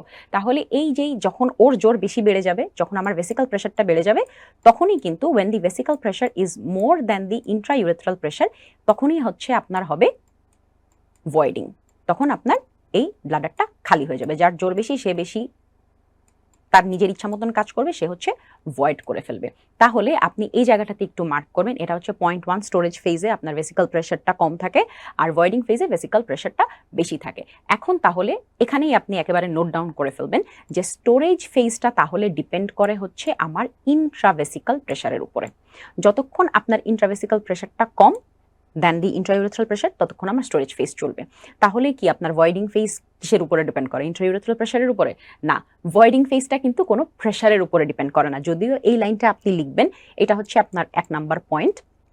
2 নাম্বার পয়েন্টে আপনি 2 নাম্বার পয়েন্ট হিসেবে এই লাইনটা লিখবেন না। 2 নাম্বার পয়েন্ট থাকবে হচ্ছে গিয়ে আপনার স্টোরেজ ফেজকে যেমনটা হচ্ছে ইন্ট্রাভেসিক্যাল প্রেশার কন্ট্রোল করে, ভয়েডিং ফেজটাকে কিন্তু আপনার কন্ট্রোল করে স্ট্রেচ রিসেপ্টর। কেন? কারণ হচ্ছে গিয়ে আমরা ভয়েডিং এর ক্ষেত্রে কি বলেছি, আপনার এই ভয়েডিংটা ইনস্টিগেট করে কে, শুরু কে করে? ভয়েডিংটা তো শুরুই হয় হচ্ছে আপনার স্ট্রেচ রিসেপ্টরগুলো হচ্ছে ব্লাডার ওয়ালের ভিতরে যে হচ্ছে স্ট্রেচ রিসেপ্টরগুলো যখন স্টিমুলেটেড হয়, ওরা হচ্ছে আপনার মিকচুরেশন সেন্টারগুলোকে জানাবে এবং ওরাই বারবার স্টিমুলেটেড হয়ে বারবার করে জানাতে থাকবে এবং আলটিমেটলি ভয়েডিং হচ্ছে। তার মানে দেখেন এই ভয়েডিং যে ফেজটা, ভয়েডিং ফেজটা ডিপেন্ড করে, আপনি লিখে ফেলবেন 2 নাম্বার পয়েন্ট হিসেবে, ভয়েডিং ফেজটা ডিপেন্ড করে হচ্ছে স্ট্রেচ রিসেপ্টরের উপরে। এটা একদম ঠোঁটস্থ মুখস্থ করে ফেলবেন এবং শীট বা বইয়ের কোণার মধ্যে লিখে ফেলবেন যে এই 2টা লাইন লিখবেন, আইভিপি যতক্ষণ কম ততক্ষণ আপনার স্টোরেজ ফেজ চলবে। সিমিলারলি আপনার তার মানে স্টোরেজ ফেজটা ডিপেন্ড করে আইভিপির উপরে এবং ভয়েডিং ফেজ যেটা সেটা ডিপেন্ড করে হচ্ছে স্ট্রেচ রিসেপ্টরের উপরে। যখন আপনার স্ট্রেচ রিসেপ্টরটা হচ্ছে গিয়ে একদম আর নিতে পারবে না, স্ট্রেচ হইতে হইতে আর নিতে পারবে না, তখনই কিন্তু হচ্ছে গিয়ে সে ওই মিকচুরেশন সেন্টারকে জানাইতে আলটিমেটলি ভয়েডিং ফেজটা করাবে। তাহলে আপনার ভয়েডিং ফেজটা ডিপেন্ড করে স্ট্রেচ রিসেপ্টরের উপরে। এটা একদম সুন্দর করে লিখে ফেলবেন। এখন আসেন যে জায়গাটা আমরা বলছিলাম যে এই কথাটাই এখানে হচ্ছে বলা যে ইউরেথ্রাল প্রেশার যতক্ষণ ব্লাডার প্রেশারের থেকে বেশি থাকবে, ইউরেথ্রাল প্রেশার বেশি, ইউরেথ্রা বন্ধ হয়ে থাকবে, তার মানে কোনো ইউরিনেশন হবে না, কোনো ইউরিনেশন হবে না।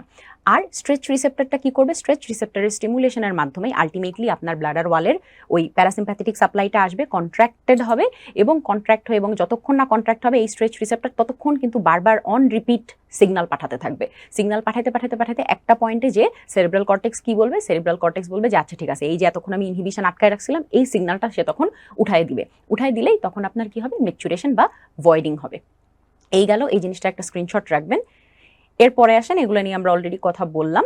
এখন দেখেন যতক্ষণ আপনার স্টোরেজ ফেজ চলবে, স্টোরেজ ফেজ যতক্ষণ চলতেছে ততক্ষণ আমার কি ছিল, ইন্ট্রা ইউরেথ্রাল প্রেশারটা বেশি ছিল, রাইট? ইন্ট্রা ইউরেথ্রাল প্রেশার হচ্ছে আপনার আইভিপির থেকে বেশি, ব্লাডারের প্রেশারের থেকে বেশি। তাহলে দেখেন এই পুরাটা টাইমে, এই পুরাটা স্টোরেজ ফেজে আমার ব্লাডারের প্রেশারটা কি ছিল, কম ছিল। ব্লাডারের প্রেশার কম বলেই তো সে হচ্ছে জোর খাটাইতে পারে নাই, সে ভয়েড করতে পারে নাই। তাহলে এই পুরাটা টাইমে দেখেন এই যে আমরা হচ্ছে ইউরোডাইনামিক অ্যাসেসমেন্ট করতেছি, হ্যাঁ, এটা হচ্ছে গিয়ে আমাদের ইউরোডাইনামিক অ্যাসেসমেন্টে আমি একটু পরে দেখাবো যে কেন এটা আমাদের লাগে। ইউরোডাইনামিক অ্যাসেসমেন্ট করলে এটা নর্মাল মানুষের একটা, ধরেন আপনার আমার ক্ষেত্রে, নর্মাল অ্যাডাল্টের ক্ষেত্রে এই আপনি এই হচ্ছে গিয়ে গ্রাফটা পাবেন। এখানে কি পাবেন, এটা হচ্ছে আপনার ব্লাডার প্রেশার ওয়াই এক্সিসে, আর এই যে এক্স এক্সিসে হচ্ছে আমার কি কি হচ্ছে দেখেন।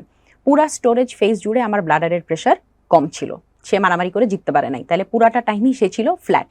যখন ভয়েডিং ফেজ হচ্ছিল, ভয়েডিং ফেজ আমরা কি বলেছি, voiding phase controlled by stretch receptor, কিন্তু ওই সময় আপনার কি হয়, আইভিপিটা, এই ব্লাডার প্রেশারটা হচ্ছে বেশি থাকে। যেহেতু ব্লাডার প্রেশারটা বেড়ে গেছে, দেখেন এই যে ওর শক্তি বেড়ে গেছে, ওর সাথে সাথে কি হয়েছে, এই যে একটা নচ বা একটা পিক তৈরি করেছে। তারপরে যখন মিকচুরেশন শেষ বা ভয়েডিং শেষ, ও আবার স্টোরেজ ফেজে চলে গেছে, তখন দেখেন আবার একটা ফ্ল্যাট লাইন। তার মানে এইটা হচ্ছে আমার নর্মাল মিকচুরেশন। এইটা হচ্ছে আপনার আমার ক্ষেত্রে যাদের কন্টিনেন্স মেইনটেইনড হয়, মানে যাদের কোনো ইনকন্টিনেন্স নাই, কোনো সমস্যা নাই, আমি যখন চাচ্ছি তখনই মাত্র মিকচুরেশন করতেছি, তাদের ক্ষেত্রে হচ্ছে এরকম একটা ফেজ আপনি পাবেন। কিন্তু যদি আপনি কোনো একটা ইউরিনারি ইনকন্টিনেন্স ওয়ালা মানুষকে দেখেন, যাদের কিনা এরকম মাঝে মাঝে এরকম প্রস্রাব হচ্ছে গিয়ে ঝরতে থাকে, প্রস্রাব পড়তে থাকে, এরকম কমপ্লেইন যারা করে, তাদের ক্ষেত্রে আপনি যদি এই ইউরোডাইনামিক অ্যাসেসমেন্টটা করেন, তাদের ক্ষেত্রে আপনি কি পাবেন, মাঝখানে মাঝখানে আপনি নচ পাবেন, ইসিজির মতন মাঝখানে মাঝখানে নচ চলে আসবে, কারণ ওদের আইভিপিটা তো কন্ট্রোলড হয় না, ওদের হচ্ছে দেখা যায় মাঝখানে মাঝখানে আপনার এই ইন্ট্রাভেসিক্যাল প্রেশারটা হুটহাট বেড়ে যাচ্ছে, যার কারণে এই নচগুলা হচ্ছে, এবং ওই টাইমটাতেই তাদের হচ্ছে ইউরিনটা লিক করতেছে বা ঝরে পড়তেছে। সো যাই হোক, আমরা হচ্ছে এতটুকুতে কনসেন্ট্রেট করি যে আমাদের নর্মাল মানুষের ক্ষেত্রে কি হবে, পুরা স্টোরেজ ফেজে আপনি কোনো নচ পাবেন না, একমাত্র ভয়েডিং এর সময় যখন হচ্ছে আমার ভেসিক্যাল প্রেশারটা বেড়ে যাবে, তখন হচ্ছে এরকম একটা পিক বা নচ আপনি দেখতে পাবেন ইউরোডাইনামিক অ্যাসেসমেন্টে। এখন আমরা দেখব যে হচ্ছে আমরা এর আগেই কিন্তু পড়ে ফেলেছি যে আমাদের তিনটা হচ্ছে মিকচুরেশন সেন্টার থাকে। এখন হচ্ছে আমরা এই সেন্টারগুলোতে যদি ড্যামেজ হয়, কোনো ইনজুরি হয়, সেই ক্ষেত্রে আপনার কি হবে, এটা হচ্ছে আমরা একটু জানবো। যেহেতু আমাদের তিনটা সেন্টার, তার মানে আমাদের ড্যামেজও কিন্তু তিনটা হবে। চলেন আমরা একটু একটা ছবি দেখি, তাহলে একদম ক্লিয়ার হয়ে যাবে জিনিসটা।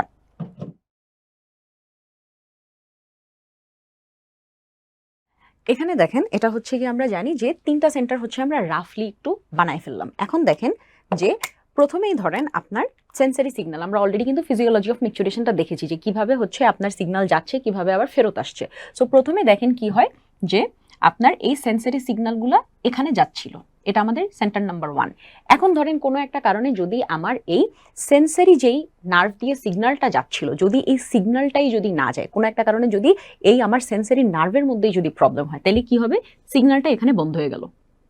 সিগন্যালই যদি বন্ধ হয়ে যায়, তাহলে চিন্তা করেন আপনার এই সেন্সারি সিগন্যালটা যাচ্ছে না, কিন্তু আপনার ব্লাডার কিন্তু পুরাটা টাইমে ইউরেটার দিয়ে হচ্ছে গিয়ে আপনার ইউরিন আসছে, ব্লাডার ফিল হচ্ছে, কিন্তু ওর যে এরকম ফুলে যাচ্ছে, ফুলে ফেপে একদম গোলটু হয়ে যাচ্ছে, এই জিনিসটা কিন্তু ও কোনো সেন্টারকেই জানাতে পারছে না। তাহলে প্রথমেই যদি ওর সেন্সারি নার্ভটা নষ্ট হয়ে যায়, তাহলে হচ্ছে এরকম সমানে হচ্ছে গিয়ে আপনার এই ব্লাডারটা ফিল হতে থাকবে, কিন্তু ও টের পাবে না যে আমার ব্লাডারটা ফিল হয়ে গেছে, আমার ব্লাডার তো এখন মানে ফেটে যাওয়ার মতন অবস্থায়, তাও আপনার এই সেন্টারগুলো জানবে না, আপনি জানবেন না যে হচ্ছে গিয়ে আমার ব্লাডার ফুল হয়ে গেছে। তাহলে এই ক্ষেত্রে কি হবে, এখানে যদি আপনার ড্যামেজ হয়, সেন্সেশন যাবে না, আপনি টের পাবেন না, আপনার ব্লাডার ফুল হয়ে এমন ফুল হয়ে যাবে যে তারপর এটার ক্যাপাসিটির বাহিরে চলে যাবে, এবং তখন কি হবে, এখান থেকে আপনার ইউরিন নিজে নিজেই বের হওয়া শুরু হবে। এই যে নিজে নিজেই যে বের হওয়া শুরু হইলো, তার মানে কি হলো, এখানে ওভারফ্লো ইনকন্টিনেন্স, রাইট? মানে পুরা ব্লাডারটা ফিল হয়ে পুরাটা ভরে তারপরে এখন ওভারফ্লো হচ্ছে। এই তাহলে আপনার প্রথম যদি এই ড্যামেজটা যদি হয়, যেটা কিনা আপনার সেন্সরি নার্ভের যদি ড্যামেজ হয়, তাহলে আপনার হবে ওভারফ্লো ইনকন্টিনেন্স। এরপরে আসেন, এটা গেল আমাদের 1 নাম্বার ড্যামেজ। 2 নাম্বার ড্যামেজ কি হতে পারে, আপনার সেন্সরি নার্ভ ভালো আছে, আপনার হচ্ছে গিয়ে পুরা যাচ্ছে, এটা পুরা সেন্সেশন যাচ্ছে, সেন্সেশন সেন্সারি নার্ভ দিয়ে যাচ্ছে, ফিলিং এর সেন্সেশন, তারপরে এটা এখন উপরে যাবে। ধরেন আপনার এই সেন্সারি নার্ভ ভালো আছে, কিন্তু আপনার স্পাইনাল কর্ডে কোনো একটা ড্যামেজ বা ইনজুরি হলো।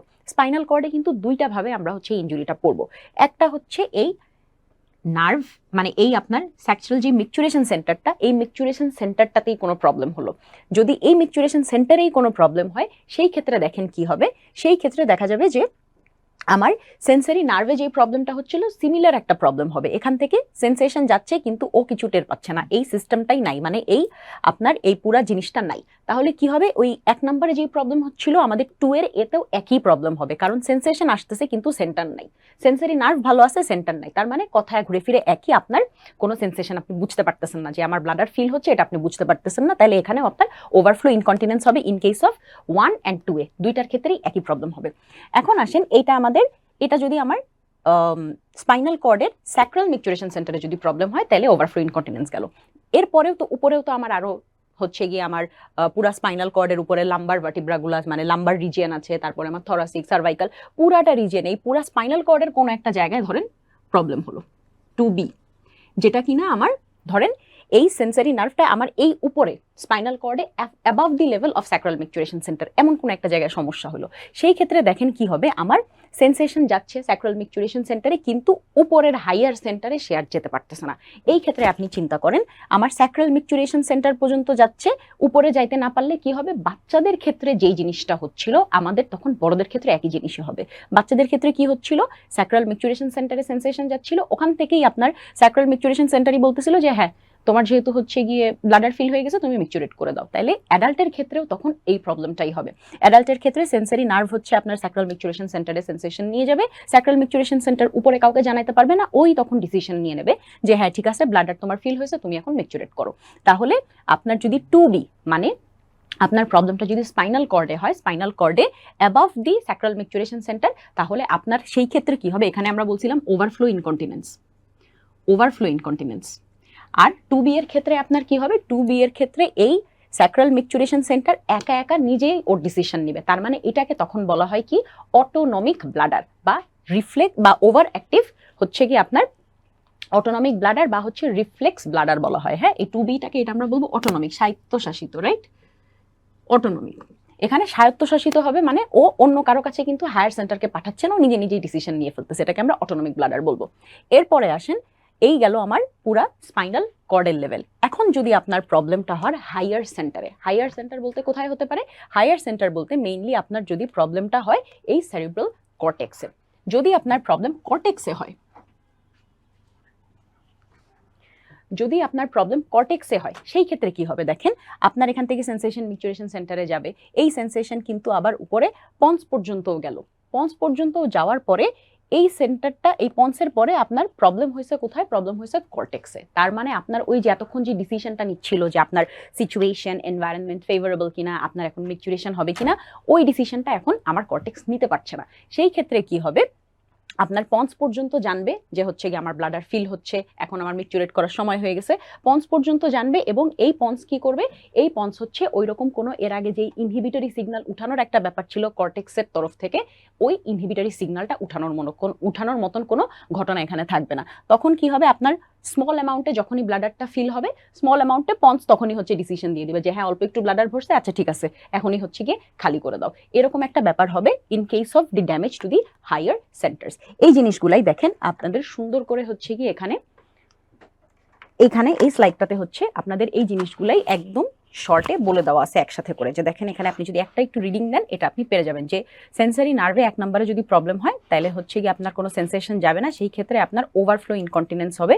এবং এই ক্ষেত্রে দেখা যায় এটা কিসের ক্ষেত্রে হয় আপনারা একটু লিখে নেবেন এই জায়গাটাতে, এটা হচ্ছে টেইবস ডরসালিস, এই ক্ষেত্রে মানে এই ডিজিজের ক্ষেত্রে আপনি এইটা পাবেন টেইবস ডরসালিস। এরপরে দেখেন 2 নম্বরে কি ছিল, যদি আপনার স্পাইনাল কর্ডে প্রবলেম হয়, স্পাইনাল কর্ডের কোনটা দুইটা লেভেলে প্রবলেম হতে পারে, যদি স্যাক্রাল মিকচুরেশন সেন্টারের লেভেলেই প্রবলেম হয় তাহলে এই আগের মতন ঘটনাটা ঘটবে অ্যাটনিক ব্লাডার, যেখানে কিনা ওই যে ওভারফ্লো ইনকন্টিনেন্স হবে, ভরতে ভরতে একটা টাইমে ও ওভারফ্লো করে হচ্ছে লিকেজ হবে, এটা হবে যদি স্যাক্রাল মিকচুরেশন সেন্টারে প্রবলেম হয়। আর প্রবলেমটা যদি অ্যাবাভ স্যাক্রাল মিকচুরেশন সেন্টার হয় সেই ক্ষেত্রে হয়ে যাবে আমাদের রিফ্লেক্স বা অটোনমিক ব্লাডার, সে ব্লাডারের ডিসিশনটা স্যাক্রাল মিকচুরেশন সেন্টার নিজেই নেবে।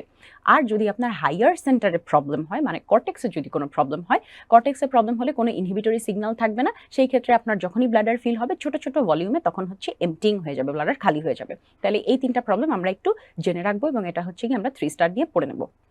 এরপরে আসেন আমরা হচ্ছে কি এতক্ষণ জানলাম যে আমাদের ফিজিওলজি অফ মিকচুরেশন কি, আমাদের মিকচুরেশন কিভাবে হয়, এখন আমাদেরকে জানতে হবে প্রবলেম কি কি হতে পারে। মানে এতক্ষণ আমরা যেটা বললাম সেটা কিন্তু মেইনলি ছিল ইউরিনারি কন্টিনেন্স। আপনার আমার ক্ষেত্রে, নর্মাল মানুষের ক্ষেত্রে, নর্মাল অ্যাডাল্টের ক্ষেত্রে যেটা হচ্ছিল ওই একই কথাগুলো আরেকবার হচ্ছে একটু গুছায় গুছায় বলা। এগুলো হচ্ছে আপনাদের বই থেকে তুলে নেওয়া, চ্যাপ্টার 25 থেকে, যে স্টোরেজ ফেজটা কিভাবে হবে। স্টোরেজ ফেজটা হচ্ছে যতক্ষণ আপনার ইন্ট্রাভেসিক্যাল প্রেশারটা কম থাকবে ততক্ষণ স্টোরেজ ফেজ থাকবে। ভয়েডিং ফেজটা কখন হবে? ভয়েডিং ফেজটা হবে হচ্ছে গিয়ে দেখেন আপনার প্রথম আর্জ টু মিকচুরেট এটা আসবেই হচ্ছে 250 ml পরিমাণে হচ্ছে যখন আপনার ইউরিনটা ভরবে তখন হচ্ছে আপনার ফার্স্ট আর্জ আসবে এবং হচ্ছে থ্রু দি স্ট্রেচ রিসেপ্টরস আপনার স্ট্রেচ রিসেপ্টরের মাধ্যমে কন্ট্রোল হবে দি ভয়েডিং ফেজ, বা ভয়েডিং ফেজটা কখন শুরু হবে এটা কন্ট্রোল করবে হচ্ছে স্ট্রেচ রিসেপ্টর। এরপরে আসেন যে এই কথাগুলাই আবার ছবির মাধ্যমে এখানে দেখানো, যে যতক্ষণ আপনার ইউরেথ্রার প্রেশারটাই যে দেখেন যতক্ষণ ইউরেথ্রার প্রেশার বেশি একদম হচ্ছে চিপে ধরে রেখে দিছে, তাহলে এই যে ততক্ষণ হচ্ছে আমার স্টোরেজ ফেজটা কন্টিনিউ করবে। যতক্ষণ আমার ইউরেথ্রার প্রেশার বেশি ততক্ষণ হচ্ছে স্টোরেজ ফেজ থাকবে। যখনই হচ্ছে গিয়ে আমার এই যে ভেসিক্যাল প্রেশারটা বেড়ে যাবে দেন দি ইউরেথ্রাল প্রেশার, দেন হচ্ছে আমার কি হবে? ভয়েডিং ফেজটা হবে which is control by the stretch receptor. এরপরে আসেন এই যে ইউরিনারি কন্টিনেন্স আমরা বললাম, এটা আমি বলেছিলাম একটু আগে যে আমরা বলে দেব যে এই যে ইউরেথ্রাল প্রেশারটা এত বেশি যে একদম 20 to 50 সেন্টিমিটার অফ ওয়াটার এত বেশি কন্ট্রাক্ট করে আছে, এত ধরেই রাখছে যে হচ্ছে ছাড়বে না, এই জিনিসটা কিভাবে মেনটেইনড হচ্ছে বা কন্ট্রোলড হচ্ছে আপনার আমার ক্ষেত্রে। তাহলে মেকানিজম অফ ইউরিনারি কন্টিনেন্স এই জিনিসটা কিন্তু আমাদেরকে মুখস্থ করে ফেলতে হবে। এখানে দেখেন যে আমরা জানি ব্লাডারের প্রেশারটা যেখানে আপনার 10 সেন্টিমিটার অফ ওয়াটার সেখানে নর্মালি আপনার ইন্ট্রা ইউরেথ্রাল প্রেশার যেটা সেটা কিন্তু 20 থেকে 50 centimetre of water which is quite greater. তাহলে এই যে ইন্ট্রা ইউরেথ্রাল প্রেশারটা বেশি থাকছে, কিভাবে থাকছে? এটা মেইনটেইন কে করছে? এখানে দেখেন আপনাদের অনেকগুলো ফ্যাক্টর দেওয়া আছে, আমরা একদম যদি হিস্টোলজি ফলো করে এটা পড়ি তাহলে আপনার এটা মনে থাকবে। প্রথমে আপনি ভিতর থেকে বাইরের দিকে আসেন। ইউরেথ্রার ক্ষেত্রে আমরা বলেছিলাম যে আমাদের দত্তে বলা আছে ইউরেথ্রার ক্ষেত্রে কিন্তু আপনার মিউকোজা, সাবমিউকোজা, মাসল লেয়ার এবং হচ্ছে আপনার অ্যাডভেন্টিশিয়া বা সেরোসা আছে। মেইনলি এখানে আসলে অ্যাডভেন্টিশিয়া থাকে, নট সেরোসা। তাহলে দেখেন এখানে আপনার কি কি হচ্ছিল, ইউরেথ্রাল প্রেশারটা মেইনটেইন করছে। প্রথমে হচ্ছে আপনার মিউকোজাল ফোল্ডগুলো লঙ্গিটিউডিনালি থাকে, লম্বলম্বিভাবে সাজানো থাকে, যেটার কারণে ওরা একজন মানে এই ইউরেথ্রার ওয়ালগুলো অ্যাপোজড হয়ে থাকতে অনেক বেশি ফ্যাসিলিটেটেড হয়। তাহলে আপনার মিউকোজার ভিতরে লঙ্গিটিউডিনাল ফোল্ডস আছে। 2 নাম্বার দেখেন সাবমিউকোজার ভিতরে যে ভ্যাসকুলার প্লেক্সাস, আমরা পড়েছি অ্যানাটমি পড়ার সময় যে সাবমিউকোজাটা হচ্ছে হাইলি ভ্যাসকুলার থাকে ইন কেস অফ ইউরেথ্রা। তাহলে আপনার সাবমিউকোজার ভিতরে যে vascular plexus which is also called hermetic seal, এটাও কিন্তু রোল প্লে করে ফর কন্টিনেন্স। এরপরে আসেন আপনার মাসেল লেয়ার। মাসেল লেয়ারের ভিতরে হচ্ছে গিয়ে আচ্ছা মাসেল লেয়ারের আগেও দেখেন এখানে আরো কিছু কথা বলা আছে যে কলাজেন অ্যান্ড ইলাস্টিক টিস্যু থাকে, অনেক বেশি কলাজেন এবং ইলাস্টিক টিস্যু আপনার পুরা ইউরেথ্রার চারপাশ জুড়ে থাকে। এছাড়া মাসেল লেয়ারের ভিতরে আপনার কি থাকতেছে, কিছু স্ট্রায়াটেড মাসেল ফাইবার্স থাকছে। এছাড়াও স্ট্রায়াটেড মাসেল ছাড়াও আমরা জানি স্মুথ মাসেল আছে। স্মুথ মাসেলের কাজটা কি? স্মুথ মাসেলটা হচ্ছে টোনিক কন্ট্রাকশন করে, এবং এই স্মুথ মাসেলগুলো মেইনলি কোন জায়গায় থাকে? মেইনলি থাকে হচ্ছে আপনার প্রক্সিমাল ইউরেথ্রা এবং ব্লাডার নেক, মানে প্রক্সিমালি হচ্ছে ইউরেথ্রার প্রক্সিমালি হচ্ছে এই স্মুথ মাসেলগুলা টোনিক কন্ট্রাকশন করতে থাকে, এবং এই ফ্যাক্টরটা ভেরি ইম্পর্টেন্ট। এখান থেকে আপনার মেইনলি ইম্পর্টেন্ট ফ্যাক্টর হচ্ছে এইটা সাবমিউকোজাল ভ্যাসকুলার প্লেক্সাস এবং স্মুথ মাসেলের টোনিক কন্ট্রাকশন। এছাড়া আরেকটা জিনিস আমরা নতুন এখন দেখবো, সেটা হচ্ছে র্যাপডোস্ফিংটার নামক একটা জিনিস, যেই জিনিসটা কিনা অনেক বেশি রোল প্লে করে এই ইউরিনারি কন্টিনেন্স মেনটেন করার জন্য, ইন্ট্রা ইউরেথ্রাল প্রেশার মেনটেন করার জন্য। র্যাপডোস্ফিংটারটা কি? র্যাপডোস্ফিংটারটা দেখেন একটা ছবি দেখাই, এটা হচ্ছে কিন্তু একটা ইন্ট্রিনজিক স্ফিংটার। ইন্ট্রিনজিক স্ফিংটার মানে এটা হচ্ছে কি আপনার ইউরেথ্রার ওয়ালের ভিতরেই থাকে। ইউরেথ্রার ওয়ালের ভিতরে একটা স্ট্রায়াটেড মাসল দিয়ে তৈরি একটা স্ফিংটার, যেটা কিনা আপনার মিড ইউরেথ্রাতে দেখেন বেশি মোটা, মানে একটা স্পাইনাল শেপ না দেখতে, মানে মাঝখানের দিকে ওর প্রেশারটা অ্যাকচুয়ালি সব থেকে বেশি থাকে। ইন্ট্রাইউরেথ্রাল প্রেশারটা মাঝখানে বেশি রাখে ডিউ টু দিস র্যাপডোস্ফিংটার। এখন যদি আপনাকে জিজ্ঞাসা করা হয় র্যাপডোস্ফিংটারটা শুনেই এখন আপনাদের মাথাটা একটু গুলায় যাবে যে আপু আমরা তো অ্যানাটমির সময় ওখানে তো 2টা স্ফিংটারের কথা মেইনলি বলেছিলাম ইউরেথ্রার ক্ষেত্রে, একটা ভলেন্টারি একটা ইনভলেন্টারি, তাহলে কি 3 নাম্বার আমরা র্যাপডো বলবো? একদমই না আপু। আপনি অ্যানাটমিতে যা পড়ে আসছেন, মানে গাইনি অ্যানাটমি মানে যখন আপনি পড়েছেন যে ইউরেথ্রাতে 2টো স্ফিংটার থাকে, 2টো স্ফিংটারই আপনি বলবেন সবসময়, একটা হচ্ছে ভলেন্টারি একটা ইনভলেন্টারি। ওখানে আরো 3টা স্ফিংটারের কথা বলা আছে যেগুলো কিনা খুব একটা বেশি ইম্পর্টেন্ট না। তাহলে আপনার মাথায় কিন্তু থাকবে স্ফিংটার ইউরেথ্রা 2টো, ভলেন্টারি ইনভলেন্টারি। আর এই র্যাপডোস্ফিংটার যেটা, এটা কিন্তু আপনার ইউরেথ্রার ভিতরেই এমবেডেড, ইউরেথ্রার ওয়ালের ভিতরে থাকা একটা স্ফিংটার উইচ ইজ দি র্যাপডোস্ফিংটার। এটা আপনি আলাদা করে কোনো স্ফিংটার বলবেন না, এটা আপনি একমাত্র যখন এই চ্যাপ্টার 25 পড়ছেন কন্টিনেন্স তখন আপনার মাথায় এই র্যাপডোস্ফিংটারটা রাখবেন। এছাড়াও আর কি ফ্যাক্টর আপনার ইউরিনারি কন্টিনেন্স করে? ইন্ট্রা অ্যাবডোমিনাল প্রেশারটাই হচ্ছে আপনার খানিকটা ইউরেথ্রা পর্যন্ত যায় এবং সে হচ্ছে গিয়ে ওই ইউরেথ্রাকে ক্লোজড রাখতে হেল্প করে। এবং এই যতগুলো ফ্যাক্টর আমরা পড়লাম, এটাকে যদি আমরা একদম মোটা দাগে পড়ি তাহলে আপনার 3টা মাত্র ফ্যাক্টর আমরা আমরা বলবো। প্রথমেই আমরা বলবো যে সবথেকে ইম্পর্টেন্ট এবং এসবি এর উত্তর, সেটা হচ্ছে রেস্টিং ইউরেথ্রাল প্রেশারটা মেনটেন করে র‍্যাপডোস্ফিংটার। এটা হচ্ছে আপনার এসবি এর উত্তর, যে প্রথমেই এটা মেনটেন করে র‍্যাপডোস্ফিংটার, 2 নম্বরে হচ্ছে স্মুথ মাসেলের টোনিক কন্ট্রাকশন, এবং 3 নম্বরে হচ্ছে আমাদের হার্মেটিক সেল অথবা সাবমিউকোজাল ভ্যাসকুলার প্লেক্সাস। এই 3টা ফ্যাক্টর হচ্ছে মেইনলি ইউরেথ্রাল প্রেশারটা, ইন্ট্রাইউরেথ্রাল প্রেশারটা মেইনটেইন করে। এরপরে আসেন যে এটা হচ্ছে নর্মাল সময়, আপনি যখন হাঁটাচলা করছেন, বসে আছেন, শুয়ে আছেন, তখন হচ্ছে আপনার ইউরেথ্রার প্রেশারটা মেইনটেইন করছে বা ইউরেথ্রাকে বন্ধ করে রাখছে এই প্রেশারগুলা, এই ফ্যাক্টরগুলা। এখন আসেন, ধরেন আপনি যখন হাঁচি কাশি দিচ্ছেন, অনেক জোরে জোরে হাসাহাসি করছেন, তখন আপনার কি হচ্ছে? তখন কিন্তু আপনার ইন্ট্রা অ্যাবডোমিনাল প্রেশারটা বেড়ে যাচ্ছে, রাইট? আপনি যখন হঠাৎ করে একটা হাঁচি দিলেন, তখন হচ্ছে কি পরিমাণে আপনার ইন্ট্রা অ্যাবডোমিনাল প্রেশারটা বাড়ছে। তখন কি হচ্ছে? আপনার এতক্ষণ যে ফ্যাক্টরগুলো আপনার ইন্ট্রাইউরেথ্রাল প্রেশার মেইনটেইন করছিল, ওদের সাথে আরো কিছু ব্যাপার তখন অ্যাডেড হয়, যারা কিনা এই ইনক্রিজড ইন্ট্রা অ্যাবডোমিনাল প্রেশারকে কাউন্টার করতে পারে। তাহলে এই সাথে অ্যাডিশনাল ফ্যাক্টরগুলো কি? ইন্ট্রা অ্যাবডোমিনাল প্রেশার যখন বাড়বে, অ্যাডিশনাল ফ্যাক্টরগুলোর মধ্যে প্রথমটাই হচ্ছে আপনার এই যে স্নিজিং এর সময় বা কাফিং এর সময় যে আপনার ইন্ট্রা অ্যাবডোমিনাল প্রেশারটা বাড়লো, এই প্রেশারটাই কিন্তু খানিকটা ট্রান্সমিটেড হয়ে যায় আপনার টু দি প্রক্সিমাল ইউরেথ্রাতে এই প্রেশারটাই খানিকটা ট্রান্সমিটেড হয়। কিন্তু এই প্রেশারটা দেখেন, এখানে একটা কথা বলা আছে, এই কথাটা আমরা একটু পরে এটার গুরুত্ব বুঝবো, যে এই প্রেশারটা কতক্ষণ কাজ করবে? যতক্ষণ আপনার ব্লাডার নেকটা নর্মাল অ্যানাটমিতে থাকবে। যেটা আমরা অ্যানাটমির সময় পড়েছিলাম যে ব্লাডার নেকটা কোথায় থাকে? ব্লাডার নেকটা থাকে অ্যাবাভ দি পেলভিক ডায়াফ্রাম। সো যতক্ষণ আপনার নর্মাল অ্যানাটমি মেইনটেইন হবে, যতক্ষণ আপনার এই ব্লাডার নেক পেলভিক ডায়াফ্রামের উপরেই থাকবে, ততক্ষণ আপনার এই ইন্ট্রা অ্যাবডোমিনাল প্রেশারটা হচ্ছে ইউরেথ্রা পর্যন্ত ট্রান্সমিটেড হবে। এছাড়া আর কি কি কাজ করবে? এছাড়া হচ্ছে আপনার ইউরেথ্রার যেই হচ্ছে গিয়ে স্ফিংটার, মানে আমাদের যে ভলেন্টারি স্ফিংটারটা আছে, স্ট্রায়াটেড স্ফিংটার, এবং তাছাড়া যে র‍্যাপডোস্ফিংটার, এদের কন্ট্রাকশনের মাধ্যমেও হচ্ছে আমাদের স্ট্রেসের সময় আমাদের কাউন্টার করবে, মানে ইনক্রিজড স্ট্রেসের সময় আমাদের কাউন্টার করবে হচ্ছে এই স্ফিংটারগুলা। আরেকটা জিনিস দেখেন, মজার জিনিস, সেটা হচ্ছে কিঙ্কিং অফ ইউরেথ্রা। কিঙ্কিং মানে আমরা কি জানি? চেপে যাওয়া, তাই না? তাহলে কিঙ্কিং অফ ইউরেথ্রাটা কিভাবে হয় দেখেন, যখন আপনার হাঁচি কাশি হচ্ছে, ইনক্রিজড অ্যাবডোমিনাল প্রেশার হচ্ছে, তখন 3টা ফ্যাক্টর কাজ করে।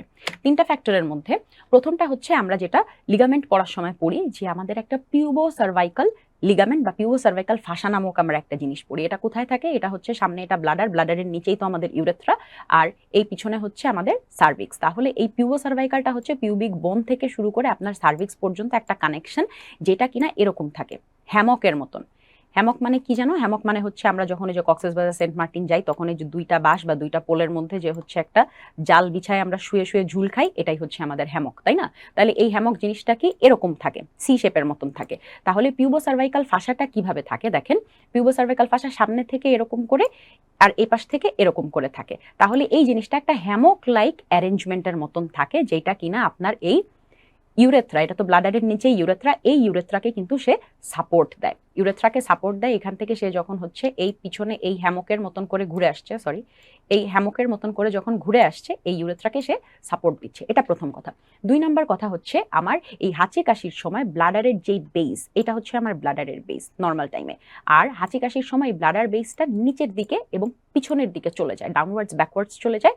আর হচ্ছে আমার এই যে proximal part of urethra normal টাইমে এরকম থাকে, এই প্রক্সিমাল ইউরেথ্রাটা তখন উপরের দিকে উঠে যায় এবং সামনের দিকে, মানে উপরে আর সামনের দিকে চলে যায়। তাহলে এই যে একটা কিঙ্কিং, এই যে অ্যারেঞ্জমেন্টটা হলো না, এখানে দেখেন চিপে গেল ইউরেথ্রাটা, কিঙ্কিং হলো। এখন আপনার যতই হাঁচি হোক আর যতই কাশি হয়ে যতই আপনার এই প্রেশারটা বাড়ুক, আপনার ইউরেথ্রা দিয়ে কিন্তু কোনো ইউরিন লিক করবে না, কারণ আপনার ইউরেথ্রা আরো বেশি চিপে আছে। নর্মালি তো চিপেই থাকে, এখন আরো বেশি চিপে গেল। তাহলে আপনি কি করতে পারতেছেন না, এখান থেকে আর কোনো লিকেজ হবে না। তাহলে আপনার আমার ক্ষেত্রে যাদের নর্মাল অ্যানাটমি মেইনটেইনড আছে, তাদের ক্ষেত্রে কিন্তু কোনো ইউরিনারি লিকেজ হবে না ডিউরিং ইনক্রিজড অ্যান্ড ইন্ট্রাঅ্যাবডোমিনাল প্রেশার। এই কথাগুলাই এখানে খুব সুন্দর করে লেখা আছে, আপনি এখান থেকে জাস্ট একটা রিডিং দিলে এগুলো বুঝে ফেলবেন। এরপরে আসেন, আমাদের ইউরিনারি কন্টিনেন্স কিভাবে মেইনটেইন হয় সেটা আমরা দেখলাম। এখন আমরা ইউরিনারি প্রবলেমস ইন গাইনোকোলজি, যেটা কিনা আপনাদের চ্যাপ্টার 25 এর নাম ইউরিনারি প্রবলেমস ইন গাইনোকোলজি, এটা সম্পর্কে বলবো যে ইউরিনারি ইনকন্টিনেন্সটা তাহলে কি। কন্টিনেন্স তো যেটা নর্মালি মেইনটেইন হচ্ছে, ইনকন্টিনেন্স হচ্ছে এই যে আমাদের নর্মাল সময়ে যে আপনার নিজের ইচ্ছা ছাড়া হুটহাট করে যে কোনো প্রস্রাব ঝরছে না, এটাই তো আমার ইউরিনারি কন্টিনেন্স। ইনকন্টিনেন্স হচ্ছে গিয়ে দেখেন, কোনো একটা কারণে যদি আপনার ইচ্ছার বাহিরে যদি লস অফ ইউরিন হয়, যদি ইউরিন লিক করে এবং সেটা যদি আপনার ডে টু ডে লাইফে যদি কোনো প্রবলেমস ক্রিয়েট করে, এটাই কিন্তু হচ্ছে ইউরিনারি ইনকন্টিনেন্স। এবং এটার বেসিক প্যাথোফিজিওলজি কি? বেসিক প্যাথোফিজিওলজি হচ্ছে আমরা যেটা বলেছিলাম যে স্টোরেজ ফেজে, আমরা ওই যে একটা ছবি দেখেছিলাম যে সারা স্টোরেজ ফেজে কিন্তু ইন্ট্রাভেসিক্যাল প্রেশার এরকম ফ্ল্যাট থাকে, কিন্তু যখন আপনার ভয়েডিং হয়, ভয়েডিং এর সময় ইন্ট্রাভেসিক্যাল প্রেশারটা এরকম দুপ করে বেড়ে যায়, তারপরে আবার স্টোরেজ ফেজে নর্মাল থাকে। এখন দেখেন আমরা বলেছিলাম যে এটাই হচ্ছে আমার ইউরিনারি কন্টিনেন্স মেইনটেইন হচ্ছে, যে আমার ভেসিক্যাল প্রেশারটা নর্মাল সময়ে বাড়তেছে না, শুধুমাত্র আমার ভয়েড করার সময় আমার ভেসিক্যাল প্রেশার বেড়ে যাচ্ছে।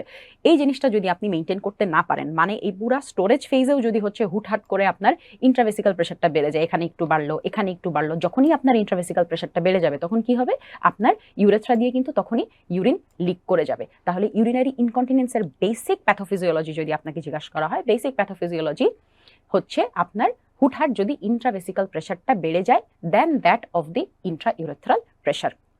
তার মানে ভয়েডিং ফেজে যেই ঘটনাটা ঘটার কথা ওইটা যদি হঠাৎ হঠাৎ করে স্টোরেজ ফেজে ঘটে, এটাই হচ্ছে আমার ইউরিনারি ইনকন্টিনেন্স বলে। এখন এই ইউরিনারি ইনকন্টিনেন্স নানান কারণে নানান রকম ইউরিনারি ইনকন্টিনেন্স হতে পারে, সেটা সম্পর্কে আমরা একটু জানবো। ক্লাসিফিকেশন অফ ইউরিনারি ইনকন্টিনেন্স, এখানে দেখেন ইউরিনারি ইনকন্টিনেন্স হচ্ছে দুইটা ভাবে আমরা ক্লাসিফাই করতে পারি, একটা হচ্ছে ইউরেথ্রার কারণ আর একটা হচ্ছে ইউরেথ্রার বাহিরের কারণ। ইউরেথ্রার বাহিরের কারণে আমাদের আসলে ওইভাবে খুব একটা লাগবে না, তাও আমরা হচ্ছে একটু জেনে রাখবো যে আপনার অ্যাকোয়ার্ড কি কি কারণে হতে পারে। ফিস্চুলার কারণে হতে পারে, যে ফিস্চুলাগুলো এই যে ভেসিকলের সাথে বা ইউরেথ্রা বা ইউরেটারের সাথে ফিস্চুলার কারণে হতে পারে। এছাড়াও কনজেনিটাল, যদি আপনার কনজেনিটালি একটোপিক ইউরেটার বা এপিসপেডিয়াস বা ব্লাডার এক্সট্রফি যদি থাকে, সেই ক্ষেত্রেও দেখা যায় ইউরিনারি ইনকন্টিনেন্স আপনার হবে।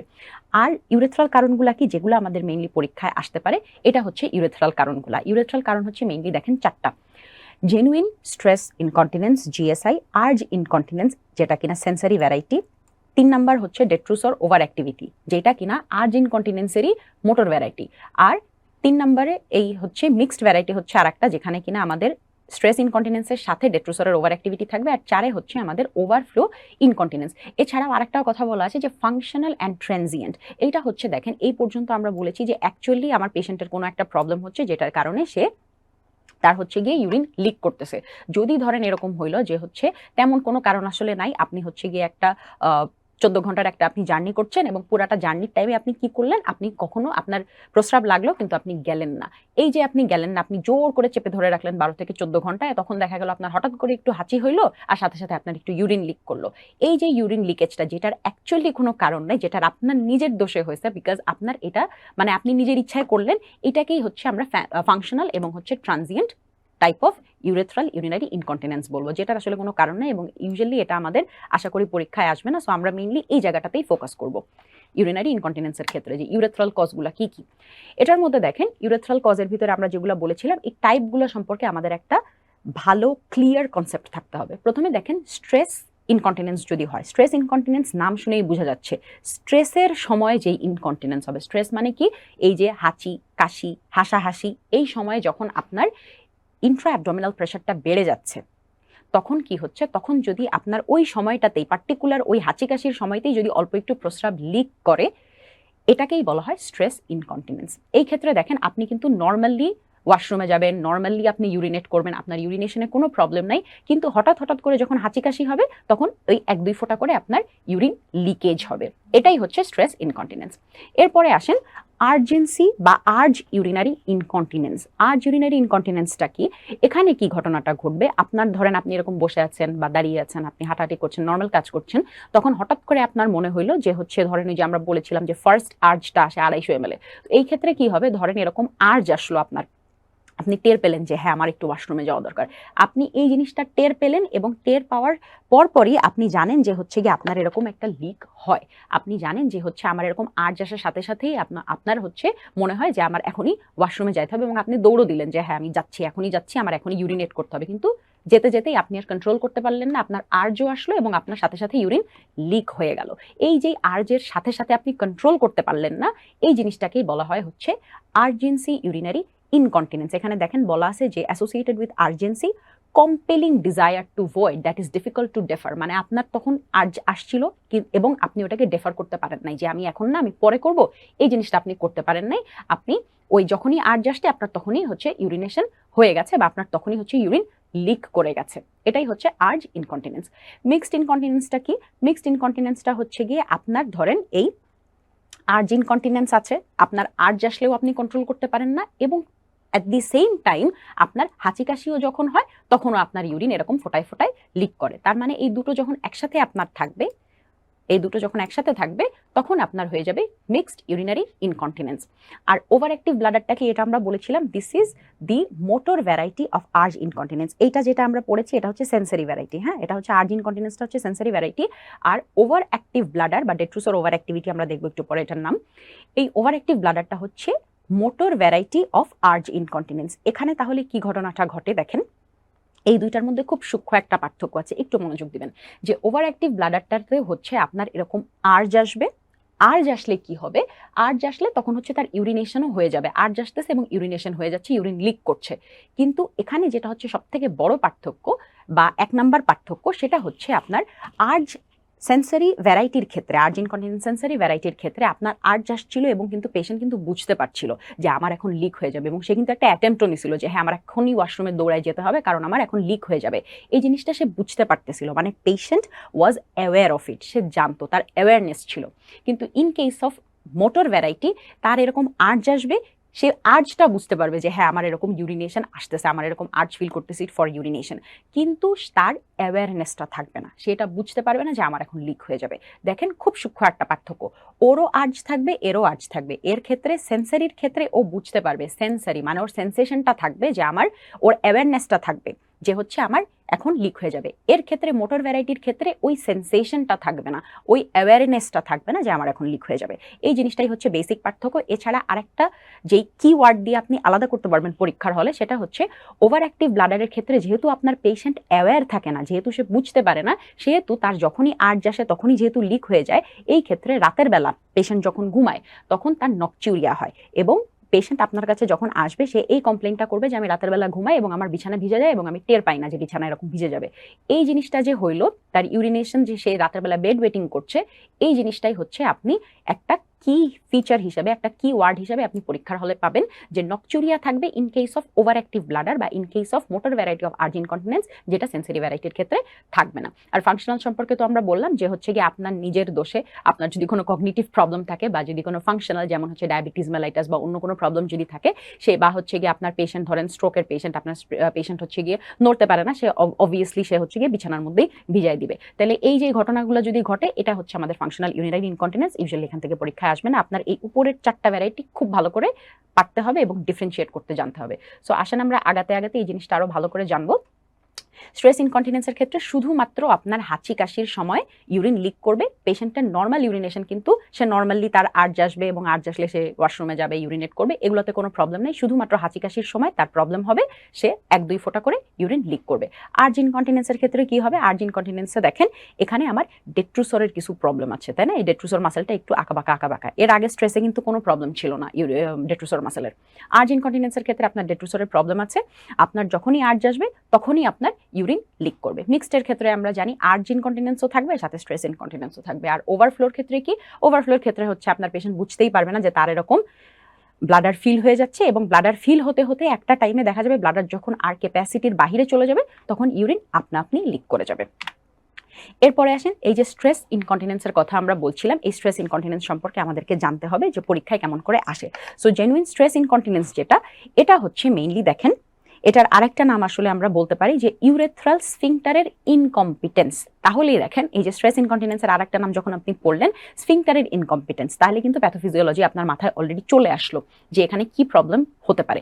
স্ট্রেস ইনকন্টিনেন্সের ডেফিনেশন হিসেবে এখানে বলা আছে যে যখন আপনার ইন্ট্রাভেসিক্যাল প্রেশারটা ইউরেথ্রাল প্রেশারের থেকে বেশি হয়ে যাবে কিন্তু ডেট্রুসরের কোনো প্রবলেম থাকবে না, আপনার ডেট্রুসর মাসেল ইজ ফাইন, ডেট্রুসরের প্রবলেম নাই, এই যে আমরা দেখেছি ডেট্রুসরের কোনো প্রবলেম নাই, কিন্তু আপনার ভেসিক্যাল প্রেশারটা হচ্ছে ইউরেথ্রাল প্রেশারের বেশি, তখন কি হবে, আপনার এই জেনুইন স্ট্রেস ইনকন্টিনেন্স হবে। এবং এটাকে আপনি ডায়াগনোসিস করবেন কিভাবে, একমাত্র ইউরোডাইনামিক অ্যাসেসমেন্ট, ওই যে আমরা ওই নচটা দেখে বুঝতে পারবো।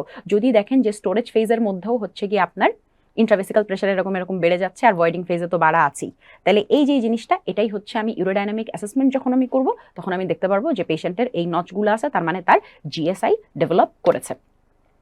এখন আসেন এইটার আমার প্যাথোফিজিওলজিটা কি, আমার স্ট্রেস ইনকন্টিনেন্স কেন হচ্ছে। স্ট্রেস ইনকন্টিনেন্সটা হচ্ছে স্ট্রিক্টলি একটা অ্যানাটমিক প্রবলেম। এটা দেখবেন আপনাদের 25 নম্বর চ্যাপ্টারের মধ্যে সুন্দর করে এভাবেই লেখা যে আমার স্ট্রিক্টলি অ্যানাটমির প্রবলেম হচ্ছে এই স্ট্রেস ইনকন্টিনেন্স। মানে এখানে আসলে কি হয়, নর্মালি আমার অ্যানাটমিটা কি থাকে দেখেন, এটা আমি কিন্তু আগেও কয়েকবার আপনাদেরকে পয়েন্ট আউট করার চেষ্টা করেছি যে আমার ব্লাডারের যেই নেক, এটা তো ইউরিনারি ব্লাডার, এর নিচে ইউরেথ্রা, এই ব্লাডার নেকটা নর্মাল অ্যানাটমি হচ্ছে ব্লাডার নেকটা এই পেলভিক ডায়াফ্রাম, এটা হচ্ছে পেলভিক ডায়াফ্রাম, এইটার উপরে থাকবে হচ্ছে ব্লাডার নেক।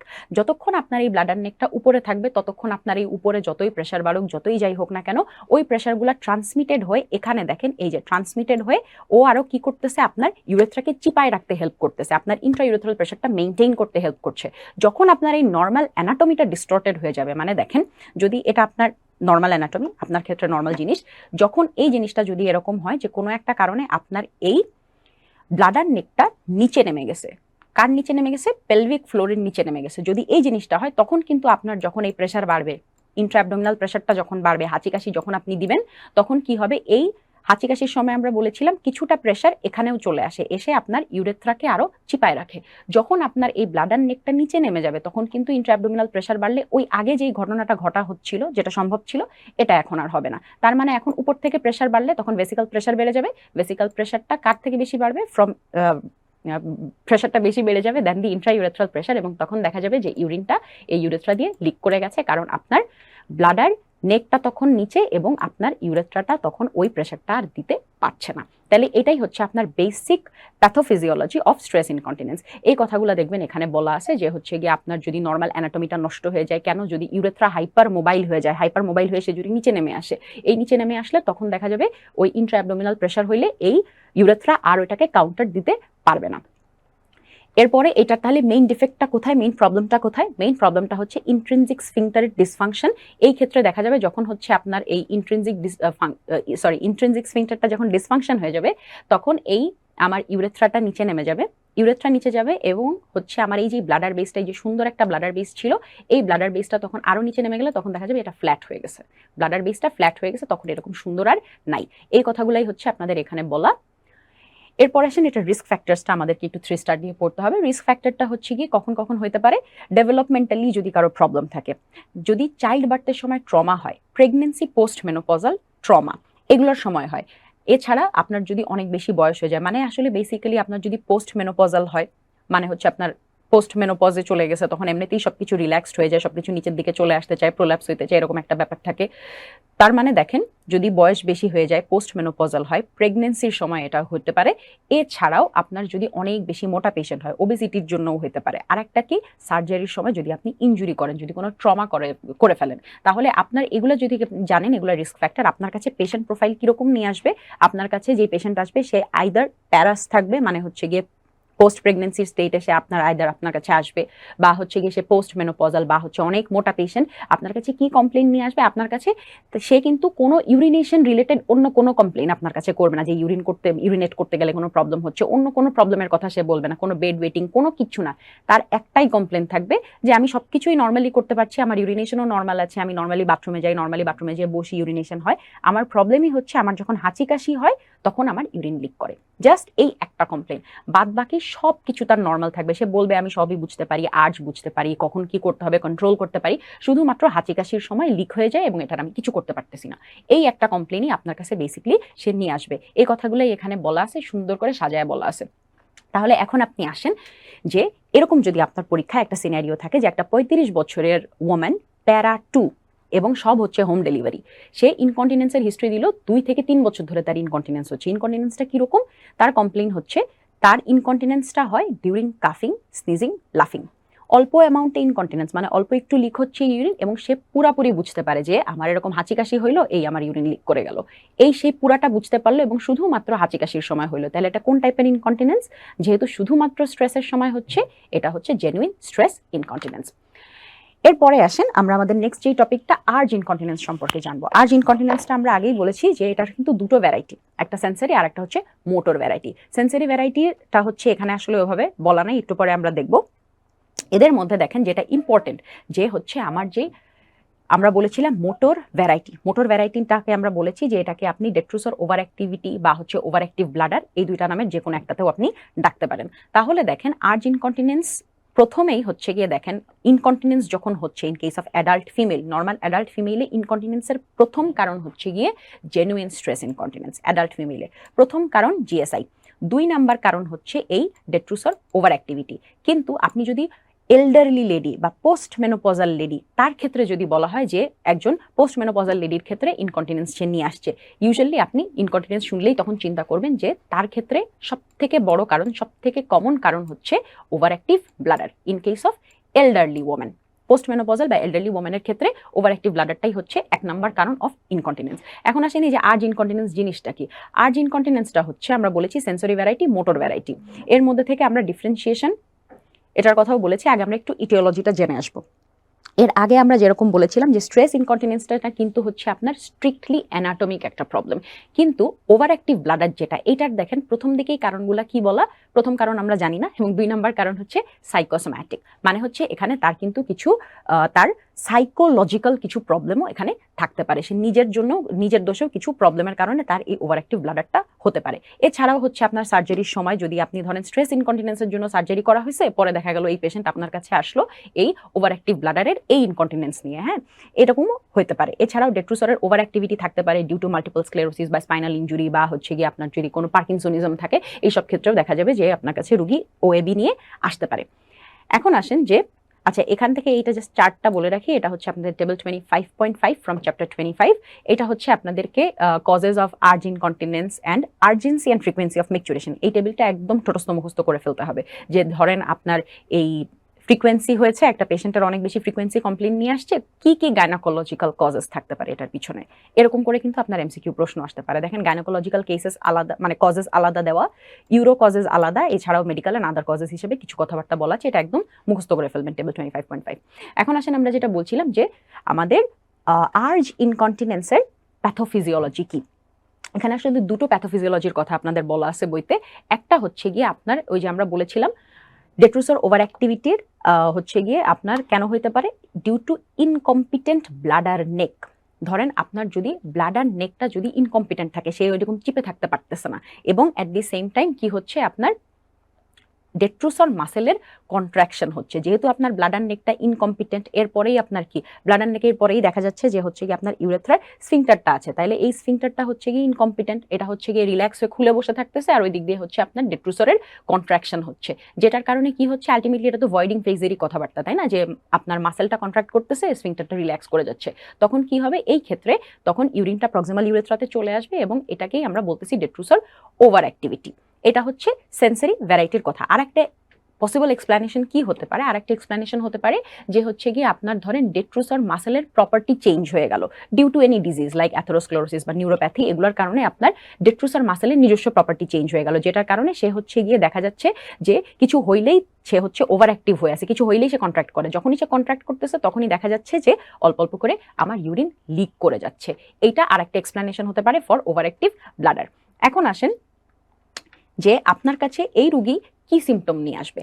আপনার কাছে এই রুগী মেইনলি হচ্ছে গিয়ে আর্জেন্সি ফ্রিকোয়েন্সি তো তার থাকবে, আর্জেন্সি অবশ্যই থাকবে, হ্যাঁ, আর্জেন্সি কিন্তু আপনার মোটর ভ্যারাইটি হোক আর সেন্সরি ভ্যারাইটি হোক, দুইটার ক্ষেত্রেই আপনার রুগী আর্জেন্সি কমপ্লেইন নিয়ে আসবে। কিন্তু যখন হচ্ছে আমরা বলেছিলাম যে সেন্সরি ভ্যারাইটির ক্ষেত্রে পেশেন্টের সেন্সেশন ইনট্যাক্ট থাকবে, মানে পেশেন্টের অ্যাওয়ারনেস থাকবে যে আমার এখন আর্জ আসছে, আমার এখন লিক হয়ে যাবে। In case of motor variety বা in case of detrusor over activity, যেটা আমরা এখন পড়ছি, যে ডেট্রুসর ওভার অ্যাক্টিভিটির ক্ষেত্রে পেশেন্টের আর্জ থাকবে, কিন্তু পেশেন্ট কিন্তু অ্যাওয়্যার থাকবে না যে আমার এখনই লিক হয়ে যাবে, যেটার কারণ সে যখন রাতে ঘুমাবে, সে যেহেতু অ্যাওয়্যার না, সে যেহেতু জানে না যে তার লিক হয়ে যাবে, তার কি হবে, রাতের বেলা তার নকচুরিয়া হবে অ্যাটলিস্ট ওয়ান্স, অথবা মোর দ্যান দ্যাট, তার রাতের বেলা নকচুরিয়া থাকবে, এবং বেড ওয়েটিং এর হিস্ট্রি নিয়ে আপনার কাছে রুগী আসবে। এবং দেখা যায় যে এই সমস্ত কেসে তাদের জিএসআইও থাকে, মানে স্ট্রেস ইনকন্টিনেন্সটাও থাকে। এখন আসেন এই যে চার্টটা, এই চার্টটা মূলত আসলে এখানে যে একটা চার্ট আছে, এই চার্টটাই হচ্ছে একটা বড় ভার্সন, এইখানে যে ক্লিনিক্যাল প্রেজেন্টেশন এবং বাদবাকি সবকিছু আপনার কাছে রুগী কিভাবে আসবে, এবং আপনি এটাকে চট করে এই কমপ্লেনগুলো দেখেই আপনি কিভাবে ডায়াগনোসিস করবেন যে এটা হচ্ছে স্ট্রেস ইনকন্টিনেন্স, নাকি আর্জ ইনকন্টিনেন্স সেন্সরি ভ্যারাইটি, নাকি হচ্ছে কি আপনার মোটর ভ্যারাইটি। এই তিনটা আপনি এখান থেকে ডিফারেন্সিয়েট করতে পারবেন। প্রথমেই দেখেন ডেফিনেশনগুলোর কথা আমরা জানি যে স্ট্রেস ইনকন্টিনেন্স মানে হাঁচি কাশি হইলে তার একটু করে লিক করবে। আর্জ ইনকন্টিনেন্সে কি হবে, পেশেন্টের আর্জ আসবে এবং পেশেন্ট ইউরিনেশন হয়ে যাবে, সে এটাকে কিছু করতে পারবে না, থামাইতে পারবে না, কিন্তু সে বুঝতে পারবে কিন্তু থামাইতে পারবে না। আর ওভার অ্যাক্টিভ ব্লাডারের ক্ষেত্রে কি হবে, পেশেন্টের আর্জ আসবে, পেশেন্ট বুঝতে পারবে না এবং থামাইতেও পারবে না। এখন তাহলে এই কথাগুলো যখন আমরা জানি, দেখেন এখন যদি আপনাকে জিজ্ঞাসা করা হয় যে জেনুইন স্ট্রেস ইনকন্টিনেন্সের ক্ষেত্রে কি আপনার ইউরিনটা, তো আমরা জানি কতটুকু লিক হয়, আচ্ছা ভালো কথা, কতটুকু লিক হয়, এখানে অল্প অ্যামাউন্টে লিক হয়, হ্যাঁ অল্প অ্যামাউন্টে লিক হয়, এগুলাতে বেশি বেশি অ্যামাউন্টে লিক হয়। এখন এই লিকেজের আগে কি স্ট্রেস থাকে? আপনি আসেন প্রত্যেকটাকে যদি জিজ্ঞাসা করেন লিকেজের আগে কি স্ট্রেস থাকে? In case of stress incontinence অবশ্যই স্ট্রেস হইলেই না ওর শুধুমাত্র লিকেজ হয়, অন্য কোনো টাইমে ওর লিকেজ হয় না। In case of urge incontinence কি ওর কোনো স্ট্রেসের দরকার আছে? ওর আসলে স্ট্রেসের সাথে কোনো রিলেশন নাই, ওর হচ্ছে যখনই আর্জ হয় তখনই ইনকন্টিনেন্স হয়, তাহলে ওর সাথে স্ট্রেসের সম্পর্ক নাই, ওর সাথেও কোনো স্ট্রেসের সম্পর্ক নাই। এরপরে দেখেন urge prior to leakage, GSI এর ক্ষেত্রে কি হচ্ছে গিয়ে আপনার লিকেজের আগে সে কি কোনো আর্জ ফিল করে? অবশ্যই সে কোনো আর্জ ফিল করে না, হাঁচি কাশি হইলে এমনিতেই লিক করে, সে কোনো আর্জ টাচ কিছু ফিল করে না। আর্জ ইনকন্টিনেন্স সেন্সারি ভ্যারাইটির ক্ষেত্রে সে এটা আর্জ টের পায়, আর ওভার অ্যাক্টিভ ব্লাডারের ক্ষেত্রেও সে আর্জ টের পায়। অ্যাওয়ারনেস, জিএসআই এর ক্ষেত্রে কি পেশেন্ট বুঝতে পারে যে হাঁচি কাশি হইলে তার লিকেজ হবে? সে বুঝতে পারে। আর্জ ইনকন্টিনেন্স সেন্সারি ভ্যারাইটির ক্ষেত্রে সে বুঝতে পারে, হ্যাঁ তার সেন্সেশন থাকে, এস দিয়ে আপনি মনে রাখবেন তার সেন্সেশন থাকে এবং সে বুঝতে পারে, পেশেন্ট অ্যাওয়ার।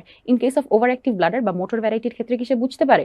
না, এই ক্ষেত্রে হচ্ছে আপনার পেশেন্ট অ্যাওয়ার থাকবে না, সে বুঝতে পারে না। এটা আপনাদের বইয়ের চার্ট, বই থেকে তুলে দেওয়া হয়েছে, এটা আপনি বই থেকে একটু দেখলেই দেখবেন এইখান থেকে যেই টাইপের প্রশ্নই আসুক না কেন সিনারিও বেসড আপনি সেটা অ্যান্সার করতে পারবেন। এখন আসেন আমরা একটা সিনারিও দেখি যে একটা 29-year-old ওম্যান, প্যারা 2, all home delivery, history of incontinence for 2 to 3 years। তার ইনকন্টিনেন্সটা হচ্ছে মোস্টলি প্রেসিপিটেটেড বাই আর্জেন্সি, মানে আর্জেন্সি হয়, তার আর্জ আসে এবং তার পরবর্তীতেই তার ইনকন্টিনেন্স হয়ে যায়। যখনই তার ইনকন্টিনেন্স হয় she becomes totally wet and occurs frequently, মানে দেখেন আর্জেন্সিও আছে, ফ্রিকোয়েন্সিও আছে। তারপরে একটা খুবই গুরুত্বপূর্ণ কথা বলা, she is fully aware of it, সে পুরাটাই বুঝতে পারে যে আমার এরকম আর্জ আসতেছে এবং হচ্ছে আমার এখন লিক হয়ে যাবে, এই জিনিসটা সে পুরোপুরি বুঝতে পারে। এটা কোন ধরনের ইনকন্টিনেন্স? এটা হচ্ছে, যেহেতু এটা স্ট্রেসের সাথে রিলেটেড না, আর্জের সাথে রিলেটেড এবং হচ্ছে পেশেন্ট ফুললি অ্যাওয়্যার, তাহলে এটাকে আমরা বলবো হচ্ছে আমাদের আর্জ ইনকন্টিনেন্স সেন্সারি ভ্যারাইটি। যেহেতু পেশেন্ট ফুললি অ্যাওয়্যার, এটাকে আমরা সেন্সারি ভ্যারাইটি বলবো। এরপরে আসেন আরেকটা কোয়েশ্চেন আমরা একটু দেখব, যে হচ্ছে ধরেন আপনার 45-year-old একটা ওম্যান, প্যারা 2, all home delivery, history of incontinence for 2 to 3 years, তার কোনো আর্জেন্সি নাই এবং সে বুঝতেও পারে না। এখানে এই জিনিসটাই কিন্তু সব থেকে ইম্পর্টেন্ট, যে পেশেন্ট এটা বুঝতেও পারে না। যেহেতু সে বুঝতে পারে না, আবার আরেকটা কথা বলা, sometimes she even wets the bed at night. দেখেন বেড ওয়েটিং এর একটা হিস্ট্রি দিল, তাহলে এটা কোন টাইপের ইনকন্টিনেন্স? অবশ্যই দুইটা আমরা ক্লু পেয়ে গেলাম যে এটা হচ্ছে কি আমাদের আর্জ ইনকন্টিনেন্স মোটর ভ্যারাইটি। এরপরে আসেন যে ট্রিটমেন্ট অপশনস, এটা হচ্ছে কি আপনারা মানে অনেক বেশি ডিটেইলসে যে পড়তে হবে এরকম না, এটা আপনারা এই জায়গাগুলো একটু স্ক্রিনশট রেখে দেন, এটা বই থেকে একদম কনসাইজ করে হচ্ছে গিয়ে এই দুইটা স্লাইড বানানো, যে আপনি ট্রিটমেন্ট কিভাবে করবেন, স্ক্রিনশট রাখবেন ট্রিটমেন্টগুলোর। প্রথমেই দেখেন যদি আপনার স্ট্রেস ইনকন্টিনেন্স হয়, স্ট্রেস ইনকন্টিনেন্সটা আমরা বলেছি যেটা হচ্ছে একটা অ্যানাটমিক প্রবলেম, তার মানে আপনাকে কিন্তু অ্যানাটমিটাকে রেকটিফাই বা কারেক্ট করতে হবে। কিভাবে আপনি করবেন? প্রথমেই দেখেন কেগলস এক্সারসাইজ বা পেলভিক মাসল ফ্লোর ট্রেনিং, আপনাকে কেগলস, রুগীকে বলতে হবে কেগলস এক্সারসাইজ করতে। এরপরে আপনি তার ডায়েট, আমরা বলেছি যে ওবেসিটিটা হচ্ছে একটা রিস্ক ফ্যাক্টর ফর জিএসআই, তাহলে তার ডায়েট ঠিক করতে হবে, ওবেসিটি কমাইতে হবে। বায়োফিডব্যাক থেরাপি, বায়োফিডব্যাক থেরাপিটা কি জিনিস? এটা হচ্ছে আপনি একটা রুগীকে বললেন কেগলস এক্সারসাইজ করতে, কিন্তু সে আদৌ কেগলস এক্সারসাইজ করতে পারলো কিনা, সে বুঝলো কিনা, সেটা আপনি বুঝতে পারলেন না, তাহলে আপনি তাকে একটা কি করতে হবে, তাকে একটা বায়োফিডব্যাক থেরাপি দিতে হবে, মানে আপনাকে ফিডব্যাক নিতে হবে যে সে আদৌ বুঝলো কিনা। আপনি এই পেশেন্টকে, আমরা ওই যে যেরকম করে টিভিএস করি এরকম করে হচ্ছে একটা মনিটর এবং প্রোবওয়ালা একটা মেশিন থাকে, এই মেশিন দিয়ে হচ্ছে গিয়ে আপনি ধরেন ওই টিভিএস এর মতন একটা প্রোব ইনসার্ট করবেন, ইনসার্ট করে তখন রুগীকে বলতে হবে যে আপনি এখন করেন, আপনি এখন কেগলস এক্সারসাইজ করেন। কেগলস এক্সারসাইজে কি করে? লেভেটরানা এই মাসেলটাকে হচ্ছে কন্ট্রাক্ট করতে চায়, তাই না? তাহলে যখন সে হচ্ছে মাসেলটাকে কন্ট্রাক্ট করবে, যখন এই কন্ট্রাক্ট করলে ওইখানে তো আপনি প্রোব দিয়ে রাখছেন, তাহলে কন্ট্রাক্ট করলেই আপনার এই প্রোবের উপরে প্রেশার পড়বে, এই প্রেশারটা আপনি একটা সামনে চোখে মনিটরের মধ্যে দেখতে পারবেন যে হ্যাঁ ইনক্রিজড প্রেশার। যখন আপনি দেখতেছেন যে হ্যাঁ সে এরকম কেগলস ঠিক মতন করতে পারতেছে, এটাই হচ্ছে আপনার চেক করাটাকেই বলে বায়োফিডব্যাক থেরাপি। এছাড়াও আপনি কিছু ভ্যাজাইনাল প্রেসারি ইউজ করতে পারেন, ইলেকট্রিক্যাল স্টিমুলেশন দিতে পারেন, কিন্তু এটা আসলে খুব একটা এফেক্টিভ না, যেহেতু প্রবলেমটা অ্যানাটমিক, আপনাকে অ্যানাটমিটা ঠিক করতে হবে, এখানে তাকে স্টিমুলেশন দিয়ে বা তাকে অন্য কোনো কগনিটিভ থেরাপি দিয়ে আপনি আসলে ঠিক করতে পারবেন না, যেহেতু এটা আসলে একটা অ্যানাটমিক প্রবলেম। এছাড়া কিছু ড্রাগস আপনি ইউজ করতে পারেন বা এটাও, কিন্তু এটাও আসলে খুব একটা এফেক্টিভ হবে না। এটার মেইন ট্রিটমেন্ট অপশন হচ্ছে স্ট্রেস ইনকন্টিনেন্সের জন্য সার্জারি। স্লিং অপারেশন এখানে বলা আছে, স্লিং বলতে আসলে আমরা টিভিটি বা টিওটি এগুলো হচ্ছে আমরা করতে পারি, এবং আপনাদের বইতে দেখবেন ছোট ছোট করে এইগুলোর সম্পর্কে বলা আছে, যে হচ্ছে কি আপনি ট্রান্সভেজাইনাল টেপ ইউজ করতে পারেন বা ট্রান্স অবটুরেটর টেপ, এগুলো আপনি এই স্লিংগুলো ইউজ করতে পারেন। এগুলোর থেকে আপনি হচ্ছে একটু কষ্ট করে, ওখানে দেখবেন কমপ্লিকেশন বলে কয়েকটা শব্দ লেখা আছে, অল্প মাত্র 3 লাইন করে, complication of TOT, complications of TVT, ওই জায়গাটা একটু দেখে রাখবেন। এরপরে আসেন আপনার treatment option in case of detrusor over activity বা সেন্সারি আর্জ ইনকন্টিনেন্স। তার মানে আর্জ ইনকন্টিনেন্সের ক্ষেত্রে আপনি কিভাবে ট্রিট করবেন। এখানে কিন্তু আমরা প্রথমেই বলেছি এই প্রবলেমটা আইদার ইডিওপ্যাথিক অথবা সাইকোসোম্যাটিক, মানে পেশেন্টের বেশ কিছু কিন্তু নিজের সাইকোলজিক্যাল প্রবলেমস থাকে। তাহলে আপনি এটাকে কিভাবে ট্রিট করবেন? আপনার প্রথম অপশনই হবে সাইকোথেরাপি। আপনার পেশেন্টকে হচ্ছে গিয়ে বুঝাইতে হবে, আপনার পেশেন্টের সাথে কথা বলতে হবে, কাউন্সেলিং করতে হবে, কগনিটিভ থেরাপি দিতে হবে। তারপরেই দেখেন বিহেভিয়ারাল থেরাপি, মানে তাকে হচ্ছে বুঝাইতে হবে যে আপনি এরকম চা কফি খাওয়া বন্ধ করেন এবং হচ্ছে গিয়ে ব্লাডার ট্রেনিং করতে হবে। ব্লাডার ট্রেনিংটা কি জিনিস? ব্লাডার ট্রেনিংটা হচ্ছে গিয়ে আপনাদের এটা হচ্ছে ইউরোলজিতে মেইনলি শিখায় যে ব্লাডার ট্রেনিংটা হচ্ছে আপনি রুগীকে এরকম বলবেন যে আপনার তো এরকম একটু পরপরই হচ্ছে গিয়ে এরকম ইউরিনেশন আসে, আর্জ আসে, আপনি কি করবেন? আপনি হচ্ছে গিয়ে চেষ্টা করবেন না করতে ইউরিন। আপনি হচ্ছে একটা টাইম লিমিট হচ্ছে দেখা যায় যে হচ্ছে তখন ফিজিশিয়ান বেঁধে দেয় যে আপনি 4 ঘন্টা বা 6 ঘন্টা পরপর আপনি ওয়াশরুমে যাবেন, আপনার ইউরিনেশন আসুক কি না আসুক আপনি যাবেন, যে আপনি ইউরিনেট করে চলে আসবেন। এটা করলে দেখা যায় যে হচ্ছে ব্লাডার ট্রেনিং, মানে হচ্ছে ওর ব্লাডারটা তখন ট্রেইনড হতে থাকে যে একটা ইন্টারভেলে সে হচ্ছে গিয়ে ইউরিনেট করা শেখে। তো এই ব্লাডার ট্রেনিং আপনাকে শিখাইতে হবে, বায়োফিডব্যাক থেরাপি দিতে হবে, ব্লাডারকে রিট্রেন করতে হবে, হিপনোথেরাপি দিতে হবে। ড্রাগস আপনি ইউজ করতে পারেন, কি কি ড্রাগস ইউজ করতে পারেন এটা জাস্ট নামটা একটু জেনে রাখতে হবে। বোটক্স ইউজ করতে পারেন, যেন আপনার ডেট্রুসরটা তো ওভার অ্যাক্টিভ হয়ে আছে, এটাকে রিল্যাক্স করার জন্য বোটক্স ইউজ করতে পারেন। নার্ভ স্টিমুলেশন, এখানে দেখেন এর আগে যেরকম আমাদের জিএসআই এর ক্ষেত্রে হচ্ছে সার্জারিটা ছিল মেইন মোড অফ ট্রিটমেন্ট, এই ক্ষেত্রে কিন্তু আপনার মেইন মোড অফ ট্রিটমেন্টটাই হচ্ছে এই যে সাইকোথেরাপি, নার্ভ স্টিমুলেশন, এগুলো হচ্ছে আপনার main mode of treatment in case of urge incontinence. এরপরে এখানে কিছু কথাবার্তা বলা আছে, এটা জাস্ট আপনারা একটা রিডিং দিয়ে নেবেন। এরপরে দেখেন আমরা আরেকটা সিনারিও দেখব যে একটা 65-year-old woman প্যারা for all home delivery, history of incontinence for 2 to 3 years with 5 to 6 episodes of incontinence per day। ইনকন্টিনেন্সটা হচ্ছে mostly related to urge, urge হইলেই তার ইনকন্টিনেন্স হয়, বাট অলসো ডিউরিং কাফিং, স্নিজিং, লাফিং। What type of incontinence is this? তার মানে দেখেন এখানে কিন্তু বলে দিল যে তার আর্জ ইনকন্টিনেন্সও আছে, আবার হচ্ছে স্ট্রেসের সময় ইনকন্টিনেন্স হচ্ছে, তার মানে both urge and stress incontinence. তার মানে এখানে তার আছে হচ্ছে মিক্সড ভ্যারাইটি বা mixed type of urinary incontinence. এরপরে চলে আসেন আমাদের নেক্সট টপিক, যেটা হচ্ছে রিটেনশন অফ ইউরিন বা ইউরিনারি রিটেনশন।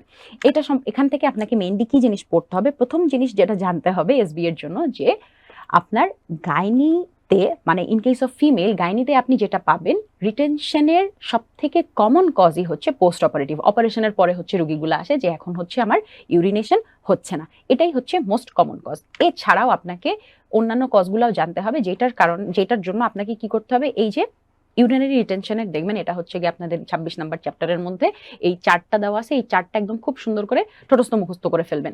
এখানে হচ্ছে আপনাদের ইউরিনারি ইনকন্টিনেন্সের সাথে এই জিনিসগুলা হচ্ছে, এই ফিচার্সগুলা যদি আপনি পান তাহলে আপনি ডায়াগনোস কি করবেন, আপনার ডায়াগনোসিস কি হবে।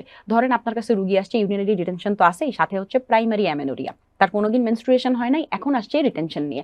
তখন দেখা যাবে কি কারণে আপনার রিটেনশনটা হয়েছে, আপনার ওই যে আপনার হচ্ছে গিয়ে কি হয়েছে দেখেন, ক্রিপ্টোমেনোরিয়া মানে হচ্ছে কি, যে হচ্ছে তার মেনস্ট্রুয়াল ব্লাড ঠিকই আসতেছে কিন্তু কোনো একটা কারণে এটা দিয়ে পাথওয়ে দিয়ে বের হতে পারছে না, ভ্যাজাইনা দিয়ে বের হতে পারছে না, যেটা আমরা হচ্ছে অ্যানাটমির সময় পড়ি যে হচ্ছে ভ্যাজাইনাতে যদি আপনার ইমপারফোরেট হাইমেন থাকে সেই ক্ষেত্রে কি হবে, মেনস্ট্রুয়াল ব্লাড জমতে জমতে জমতে জমতে কি হবে, একটা পয়েন্টে সে হচ্ছে ওই আমার ভ্যাজাইনার সামনেই তো হচ্ছে গিয়ে আমার ব্লাডার, এই ব্লাডারে কি হচ্ছে, ব্লাডারের উপরে প্রেসার দিয়ে তখন হচ্ছে আপনার ব্লাডার থেকে কোনো ইউরিনেশন, সামনেই তো ব্লাডার, ইউরেথ্রা, এগুলো কম্প্রেসড হয়ে যাবে, ইউরেথ্রা কম্প্রেসড হয়ে যাবে, কম্প্রেসড হয়ে গেলে রিটেনশন অফ ইউরিন হবে। তাহলে যদি প্রাইমারি অ্যামেনোরিয়ার সাথে আপনি রিটেনশন পান, এটার ডায়াগনোসিস হচ্ছে ক্রিপ্টোমেনোরিয়া।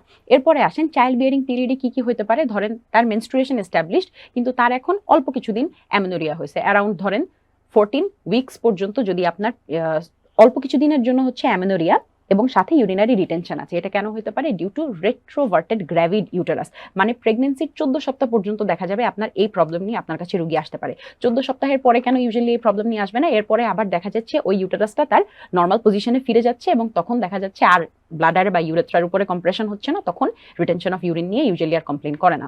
যদি আপনার রিটেনশন অফ ইউরিনের সাথে মেনোরেজিয়া থাকে, তার মানে কি, মেনোরেজিয়া মানেই আসলে আমরা মোটামুটি বুঝে যাই যে এটা ফাইব্রয়েডের কেস হতে পারে। তাহলে দেখেন যদি ফাইব্রয়েডটা আপনার পিওডি, পাউচ অফ ডগলাসে যদি আটকায় থাকে, তখন এটা কি হবে, সে হচ্ছে সামনে ইউটেরাসকে প্রেসার দিবে, ইউটেরাস তার সামনে ইউরেথ্রা এবং ব্লাডারকে প্রেসার দিবে এবং আলটিমেটলি কি হবে, আপনার রিটেনশন অফ ইউরিন নিয়ে, মানে রিটেনশন অফ ইউরিনের কারণে এই রোগী আপনার কাছে আসবে। এরপরে দেখেন মেনস্ট্রুয়েশনে কোনো প্রবলেম নাই, এমনিই আপনার কাছে একটা রোগী আসছে এসে বলতেছে যে হচ্ছে আমার ইউরিনারি ডিটেনশন, তার কি কি প্রবলেম হতে পারে? তার ইম্প্যাক্টেড ওভারিয়ান টিউমার বা সার্ভাইকাল বা ব্রড লিগামেন্টে সার্ভিক্স বা ব্রড লিগামেন্টে হচ্ছে তার ফাইব্রয়েড থাকতে পারে। এই সময়েও এইসব কারণেও রিটেনশন নিয়ে আসতে পারে। ধরেন রিটেনশন আছে, সাথে তার ইররেগুলার ব্লিডিং এবং পেইন আছে। পেইন মানেই হচ্ছে দেখেন পেইন আছে এবং ব্লিডিং আছে, এটা হচ্ছে আমার পেলভিক হেমাটোসিলের সময় এই ঘটনাগুলো ঘটতে পারে। ইররেগুলার ব্লিডিং আছে, সাথে পেইন কিচ্ছু না, কিন্তু সাথে জ্বর মানেই ইনফেক্টিভ কন্ডিশন। তার মানে কি হয়েছে আপনার পেশেন্টের হচ্ছে পেলভিক অ্যাবসেস থাকতে পারে। এরপরে আসেন আমাদের নেক্সট টপিক যেটা নিয়ে আমরা কথা বলবো, সেটা হচ্ছে আমাদের ভেসিকো ভাজাইনাল ফিস্চুলা। ফিস্চুলা নিয়ে আমরা কথা বলবো। প্রথমে ফিস্চুলা কি জিনিস আমরা জানি। ফিস্চুলাটা হচ্ছে কি আপনার যখন অ্যাবনর্মাল কোনো একটা কমিউনিকেশন হচ্ছে, দুইটা এপিথেলিয়াল সারফেসের ভিতরে অ্যাবনর্মাল কমিউনিকেশনের নামই হচ্ছে ফিস্চুলা। এখন যদি আপনার ফিস্চুলা এমন ব্লাডার এবং হচ্ছে গিয়ে আপনার ব্লাডার বা ইউরিনারি ট্র্যাক্টের যে কোনো একটা স্ট্রাকচার, ইউরেটার হতে পারে, ব্লাডার হতে পারে, ইউরেথ্রা হতে পারে, যে কোনো কিছুর সাথে যদি আপনার ভ্যাজাইনা বা ইউটেরাসের কানেকশন থাকে, তখন কি হবে আপনার এই হচ্ছে গিয়ে ভ্যাজাইনা এবং ইউটেরাস, এই ভ্যাজাইনাল ক্যানেল দিয়ে তখন দেখা যাবে আপনার ইউরিন এসকেপ করতেছে। এই যে ইউরিন এসকেপটা, এটাকেই বলা হয় ফিস্চুলা বা হচ্ছে গিয়ে আমাদের এই ভেসিকো ভাজাইনাল ফিস্চুলা। যেটার থেকে আপনাকে কি পড়তে হবে, প্রথমেই আপনাকে এই টাইপস অফ ফিস্চুলাগুলো জানতে হবে। এই টাইপস অফ ফিস্চুলার মধ্যে দেখেন বেশ কিছুগুলো আছে, যে হচ্ছে আপনার ব্লাডারের সাথে যেই ফিস্চুলা থাকতে পারে, ব্লাডারের সাথে ভ্যাজাইনার ফিস্চুলা থাকতে পারে, ব্লাডারের সাথে ইউরেথ্রা এবং ভ্যাজাইনার ফিস্চুলা থাকতে পারে, ইউটেরাসের থাকতে পারে এবং সার্ভিক্সেরও থাকতে পারে। এদের মধ্যে মোস্ট কমনই হচ্ছে আমাদের ভেসিকো ভ্যাজাইনাল ফিস্চুলা, মানে ব্লাডারের সাথে ভ্যাজাইনার অ্যাবনর্মাল কমিউনিকেশন। এটাই হচ্ছে most common type of vesico vaginal fistula বা most common type of urinary fistula. এরপরে এছাড়াও হচ্ছে আপনার ইউরেথ্রার সাথে কানেকশন থাকতে পারে। ইউরেথ্রার সাথে কার থাকতে পারে? ভ্যাজাইনার থাকতে পারে, ইউরেটারের সাথে ভ্যাজাইনার থাকতে পারে, ইউরেটারের সাথে ইউটারাস, ইউরেটারের সাথে সার্ভিক্স বা ব্লাডারের সাথে ইউরেটারের সাথে ভ্যাজাইনার সাথে একসাথেও অ্যাবনর্মাল কানেকশন থাকতে পারে। এখন আসেন, এই যে আমরা বললাম মোস্ট কমনটা হচ্ছে vesico vaginal type of fistula.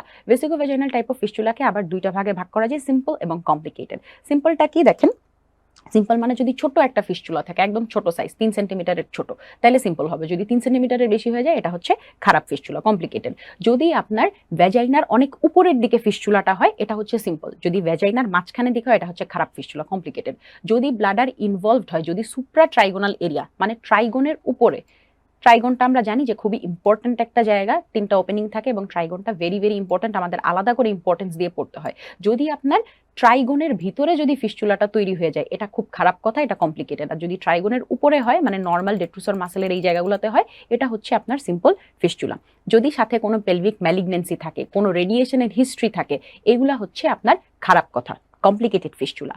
আর যদি হচ্ছে না থাকে, এটা হচ্ছে normal simple fistula. Vaginal length যদি নর্মাল থাকে, তার মানে ভালো কথা, সিম্পল ফিস্চুলা। আর যদি ভ্যাজাইনাল লেন্থটা ফিস্চুলার কারণে ছোট হয়ে যায়, তাহলে চিন্তা করেন ফিস্চুলাটা অনেক খারাপ ফিস্চুলা, এটা হচ্ছে কমপ্লিকেটেড গ্রুপের প্রগনোসিস খারাপ থাকে। এখন আসেন, এই যে আমরা টাইপ অফ ফিস্চুলাগুলো বললাম, টাইপ অফ ফিস্চুলার মধ্যে এই 6 টাইপের ফিস্চুলা যেগুলোর নাম দেওয়া আছে এবং আমরা ডিটেইলসে এখন জানবো, এগুলো হচ্ছে মোস্ট কমন টাইপ বা এগুলাই হচ্ছে ইউজুয়ালি ঘুরে ফিরে আপনি পাবেন। দেখেন ফিস্চুলাগুলো কি কি। যদি আপনার উপর থেকে আমরা যদি আসি, ব্লাডারের সাথে ইউটারাসের কানেকশন থাকতে পারে, যেটাকে বলা হয় হচ্ছে ভেসিকো ইউটারাইন। আপনার ব্লাডারের সাথে সার্ভিক্স থাকতে পারে, যেটাকে আমরা বলছি ভেসিকো সার্ভাইকাল। ব্লাডারের সাথে ভ্যাজাইনাল, যেটাকে ভেসিকো ভ্যাজাইনাল বা most common type of fistula. আপনার থাকতে পারে ভেসিকো ইউরেথ্রা, এই যে দেখেন ভেসিকাল এবং ইউরেথ্রার মাঝখানের যে জায়গাটা, এটার সাথে ভ্যাজাইনাল কমিউনিকেশন, তাহলে এটাকে বলবো ভেসিকো ইউরেথ্রো ভ্যাজাইনাল ফিস্চুলা। আর একটা কি থাকতে পারে আপনাদের, আরেকটা থাকতে পারে হচ্ছে ইউরেথ্রো ভ্যাজাইনাল ফিস্চুলা। এদের মধ্যে দেখেন এই যে 3টা 1 2 3, এই নামগুলো সবই যে উপরে দেওয়া 1 2 3, এই সমস্ত কেসেসে কি হবে, আপনার ইউরিন তো এখানে সবসময়ই থাকে, মোরাললেস সবসময় আপনার এই ব্লাডারের মধ্যে ইউরিন থাকছে, বা হচ্ছে গিয়ে ইউরেথ্রা দিয়ে যখন পাস করছে এখান দিয়েও আপনার ইউরিনটা থাকছে। তার মানে দেখেন এই 3টা কেসে কি হবে, আপনার সারাক্ষণই এখান থেকে এই অ্যাবনর্মাল কমিউনিকেশনের কারণে এই ইউরিনগুলো সারাক্ষণই হচ্ছে ভ্যাজাইনার মধ্যে পাস করতে থাকবে এবং এই রোগীর সারাক্ষণ হচ্ছে ফোটায় হচ্ছে গিয়ে আপনার প্রস্রাব ঝরতে থাকবে। সে সারাক্ষণই কমপ্লেন করবে যে হ্যাঁ আমার সারাক্ষণ পেট ভরে থাকতে হয়, কারণ হচ্ছে আমার ইউরিন লিক হয়, সারাদিন ইউরিন লিক হয়, সবসময় ইউরিন লিক হয়। তাহলে এই 1 2 3 এই টাইপগুলোতে আমার সারাদিন লিকেজ হবে। 4 5 আর এখানে হচ্ছে আরেকটা আমি বলতে এখানে খেয়াল নাই, এটা হচ্ছে ইউরেটারের সাথে আমার ভ্যাজাইনাল ফিস্চুলা, ইউরেটারও ভ্যাজাইনাল ফিস্চুলা 5 নাম্বার। এই সমস্ত কেসেসে কিন্তু আপনার সবসময় ইউরিন লিক করবে না। আমি আসতেছি কেন ইউরিন লিক করবে না, দেখেন ইউরেটারো ভ্যাজাইনাল ফিস্চুলার ক্ষেত্রে আচ্ছা 5-এর সময় হচ্ছে কি আপনার করতে পারে, কিন্তু 4 এবং 6 এই দুইটা টাইমে দেখবেন আপনার রোগী কিন্তু এই কমপ্লেন কখনোই করবে না যে আমার সারাক্ষণ ইউরিন ঝরে। সে কি কমপ্লেন করবে আপনার কাছে, দেখেন তার ক্ষেত্রে কি হবে। প্রথম কথা তো হচ্ছে ব্লাডারের উপরে থাকে হচ্ছে আমার এই ইউটারাসটা। এক তো হচ্ছে এটা গ্র্যাভিটির এগেইনস্টে, যেটা কিনা একটু কষ্টকর। নর্মাল ফিজিক্স আপনি যদি চিন্তা করেন নিচের থেকে উপরের দিকে উঠা একটু কষ্ট, তাহলে ইউরিনটা আসলে খুব বেশি না ভরে গেলে এই ইউরিনটা ইউটারাস পর্যন্ত যাবে না, প্রথম কথা। 2 নাম্বার কথা হচ্ছে ইউটারাস বা সার্ভিক্স পর্যন্ত যদি যায়ও, সেই ক্ষেত্রে আপনার কি হবে, এত অল্প অ্যামাউন্টে ইউরিন যায় যে এখানে তো একটা ইস্থমাস আছে, তাই না? ইস্থমাসটা একটা কনস্ট্রিক্টেড জায়গা, তাহলে এখানে যেই অল্প একটু অ্যামাউন্টে ইউরিন যাবে এটাই ইস্থমাসের কারণে বাহিরে বের হয়ে আসতে পারবে না, ইউরিনটা নিচে এসে ভ্যাজাইনা পর্যন্ত আসতে পারবে না। ভ্যাজাইনাতে যদি না আসে তাহলে অবশ্যই লিক করবে না, তাই না? তাহলে এটা আটকানো থাকবে। কিন্তু এই কমপ্লেইন আপনার কাছে রুগী কি কমপ্লেইন নিয়ে আসবে, রুগী বলবে তার যখন মেনস্ট্রুয়েশন হয় তখন মেনস্ট্রুয়াল ব্লাডের সাথে তার মনে হয় যে এই অ্যামোনিয়ার গন্ধওয়ালা বা ইউরিনের গন্ধের মতন এই প্রস্রাবও মনে হয় তার মেনস্ট্রুয়াল ব্লাডের সাথে লিক করতেছে। কারণ যখন মেনস্ট্রুয়েশন হচ্ছে তখন তো এখান দিয়ে সমানে আপনার ব্লাড আসতেছে এবং ওই ব্লাডের সাথে কি হবে, এই ইউরিনটাও সাথে চলে আসবে এবং এই জিনিসটাকে, এই কন্ডিশনটাকে বলা হয় হচ্ছে মেনোরিয়া। মেনোরিয়া আমি একটু পরে দেখাই দিব। মেনোরিয়া তার মানে হচ্ছে তার মেনস্ট্রুয়াল ব্লাডের সাথে ইউরিন আসবে এবং অ্যাট দি সেম টাইম যেহেতু মেনস্ট্রুয়েশন চলতেছে এই ব্লাডটা তখন তার ব্লাডারের মধ্যে আসবে এবং আপনার রোগী আপনার কাছে মেনোরিয়ার সাথে কি আর একটা কমপ্লেন করবে, হেমাচুরিয়ার কমপ্লেন করবে। এই জিনিস দুইটা আপনি পাবেন হচ্ছে এই 4 আর 6 এর ক্ষেত্রে। এরপরে আসেন কজেস, কি কি কারণে আপনার এই ফিস্চুলাগুলো হতে পারে। আগে যদিও হচ্ছে গিয়ে অবস্টেট্রিক কজই মেইনলি ছিল। অবস্টেট্রিক কজ বলতে হচ্ছে গিয়ে যদি আপনার অবস্ট্রাক্টেড লেবার হয়। অবস্ট্রাক্টেড লেবার মানে কি, এখানে আপনার এই যে ইউটারাস, এই ইউটারাসের মধ্যে বাচ্চার মাথা এখানে হচ্ছে গিয়ে সার্ভিক্সের এখানে এসে আটকায় আছে, আর এখানে সামনে এখানে সামনে হচ্ছে আপনাদের ব্লাডার। তাহলে এখানে যখন বাচ্চার মাথা আটকায় আছে এই সার্ভিক্সের মধ্যে এসে এই বাচ্চার মাথা এত সময় ধরে আটকায় থাকে যে সে হচ্ছে এই ব্লাডার বেজের উপরে প্রেশার দেয়। ব্লাডার বেজের উপরে যখন প্রেশার দিচ্ছে তখন কি হচ্ছে, এইখানকার ব্লাডার বেজের যে ব্লাড সাপ্লাই, এই ব্লাড সাপ্লাইটা কম্প্রোমাইজড হচ্ছে। যেহেতু এখানে প্রেশার দিয়ে আছে, ব্লাড ভেসেল দিয়ে আমার ব্লাড আসতেছে না। যখনই কম্প্রোমাইজড হচ্ছে আমার ব্লাড সাপ্লাই তখন ওখানে কি হবে, necrosis, sloughing and then ultimately fistula. Necrosis হয়ে টিস্যুগুলো মরে যায়, তারপর এখানে স্লাফিং হয়ে এখানে অ্যাবনর্মাল কমিউনিকেশন তৈরি হয়ে যাবে। তাহলে এইটা ছিল আমাদের mainly obstetric cause of fistula, যেটা কিনা অবস্ট্রাক্টেড লেবারে হইতো এবং এটাকে আসলে ইসকেমিক কজ বলা হয়, যেটা অবস্ট্রাক্টেড লেবারের সময় হয়। কিন্তু এই যে এই ঘটনাটা দেখা গেছে যে এখন কমে আসছে। এখন অবস্টেট্রিক কারণে খুব একটা আসলে ফিস্চুলা হয় না। এবং আচ্ছা এই জিনিসটা একটু মাথায় রাখেন যে অবস্টেট্রিক কজে বা ইসকেমিক কজে যে ফিস্চুলাটা হবে, এই ফিস্চুলা নিয়ে আপনার কাছে কমপ্লেন করতে একটু সময় লাগবে। ফিস্চুলাটা ডেভেলপ করতে 3 থেকে 5 দিন সময় লাগবে। টিস্যুটাকে মরে যেতে হবে, তারপরে কানেকশনটা তৈরি করতে হবে। সো একটু টাইম নিয়ে তারপরে রুগী আপনার কাছে আসবে। 3 থেকে 5 দিন পরে সে কমপ্লেন করবে যে এরকম আমার ইউরিন লিক হচ্ছে। কিন্তু এখন যে কথাটা বলছিলাম যে এখন আর দেখা যায় যে অবস্টেট্রিক কজেসে আসলে হয় না, যদিও আরো কিছু অবস্টেট্রিক কজেস আছে, কিন্তু এখন অবস্টেট্রিক কজে হয় না। এখন হচ্ছে আসলে মেইনলি গাইনোকোলজিক্যাল বা অন্যান্য কজে হচ্ছে আমাদের ফিস্চুলাগুলো ডেভেলপ করে। ট্রমাটিক বা অন্যান্য যেই কজে আপনার হইতে পারে সেগুলো কি কি দেখেন। ধরেন আপনি ভ্যাজাইনাল ডেলিভারি করার সময় ফোরসেপস ডেলিভারি করতেছেন বা হচ্ছে গিয়ে স্পেশালি কিল অ্যান্ড ফোরসেপস, এটা খুব ভয়ানক একটা ফোরসেপস যেটা হচ্ছে আগে ডিস্ট্রাকটিভ অপারেশন করার সময় করা হতো। তো আপনি এই পয়েন্টেড ইনস্ট্রুমেন্ট ঢুকিয়েছেন বার্থ ক্যানেলে, তখন দেখা গেছে যে আপনি সামনে ব্লাডারকেও একটু ফুটা করে দিয়ে আসছেন, একটু ইনজুরি করে দিয়ে আসছেন, তখন ফিস্চুলা ডেভেলপ করতে পারে। এছাড়াও ধরেন আপনি অন্য কোনো একটা সার্জারি করতেছেন, যেমন হচ্ছে হিস্টেরেক্টমি করতেছেন ফর রাপচার ইউটারাস বা সিএস করতেছেন, এগুলো যে কোনো কিছু একটা করার সময় আপনি বাইট দেওয়ার সময় মানে শিলি করার সময় আপনি ব্লাডারের ওয়াল সহ শিলি করে দিয়ে আসলেন, তাহলে তখন ওখানে একটা ফুটা করে দিয়ে আসলেন, এখানেও একটা ফিস্চুলা ডেভেলপ করতে পারে। এবং এই টাইপের ফিস্চুলাগুলো কখন আপনার কাছে প্রেজেন্ট করবে, যেহেতু আপনি ডিরেক্টলি আপনি নিজেই একটা কমিউনিকেশন করে দিয়ে আসছেন, তাহলে এই ফিস্চুলাগুলো দেখা যাবে রোগী আপনার কাছে ডেলিভারির পরপরই বা অপারেশনের পরপরই দেখা যাবে রোগী আপনার কাছে কমপ্লেন করতেছে যে আমার এরকম প্রস্রাব ঝরতেছে, ইউরিন লিক হচ্ছে। তাহলে এই জিনিসটা, এগুলো হচ্ছে আমাদের কজেস। এবং আমরা আগেই বলেছি যে আগে দেখা যাইতো যে হচ্ছে অবস্টেট্রিক কজগুলাই হচ্ছে বেশি ছিল, ফিস্চুলার কজ হিসাবে মেইনলি অবস্টেট্রিক কজ ছিল।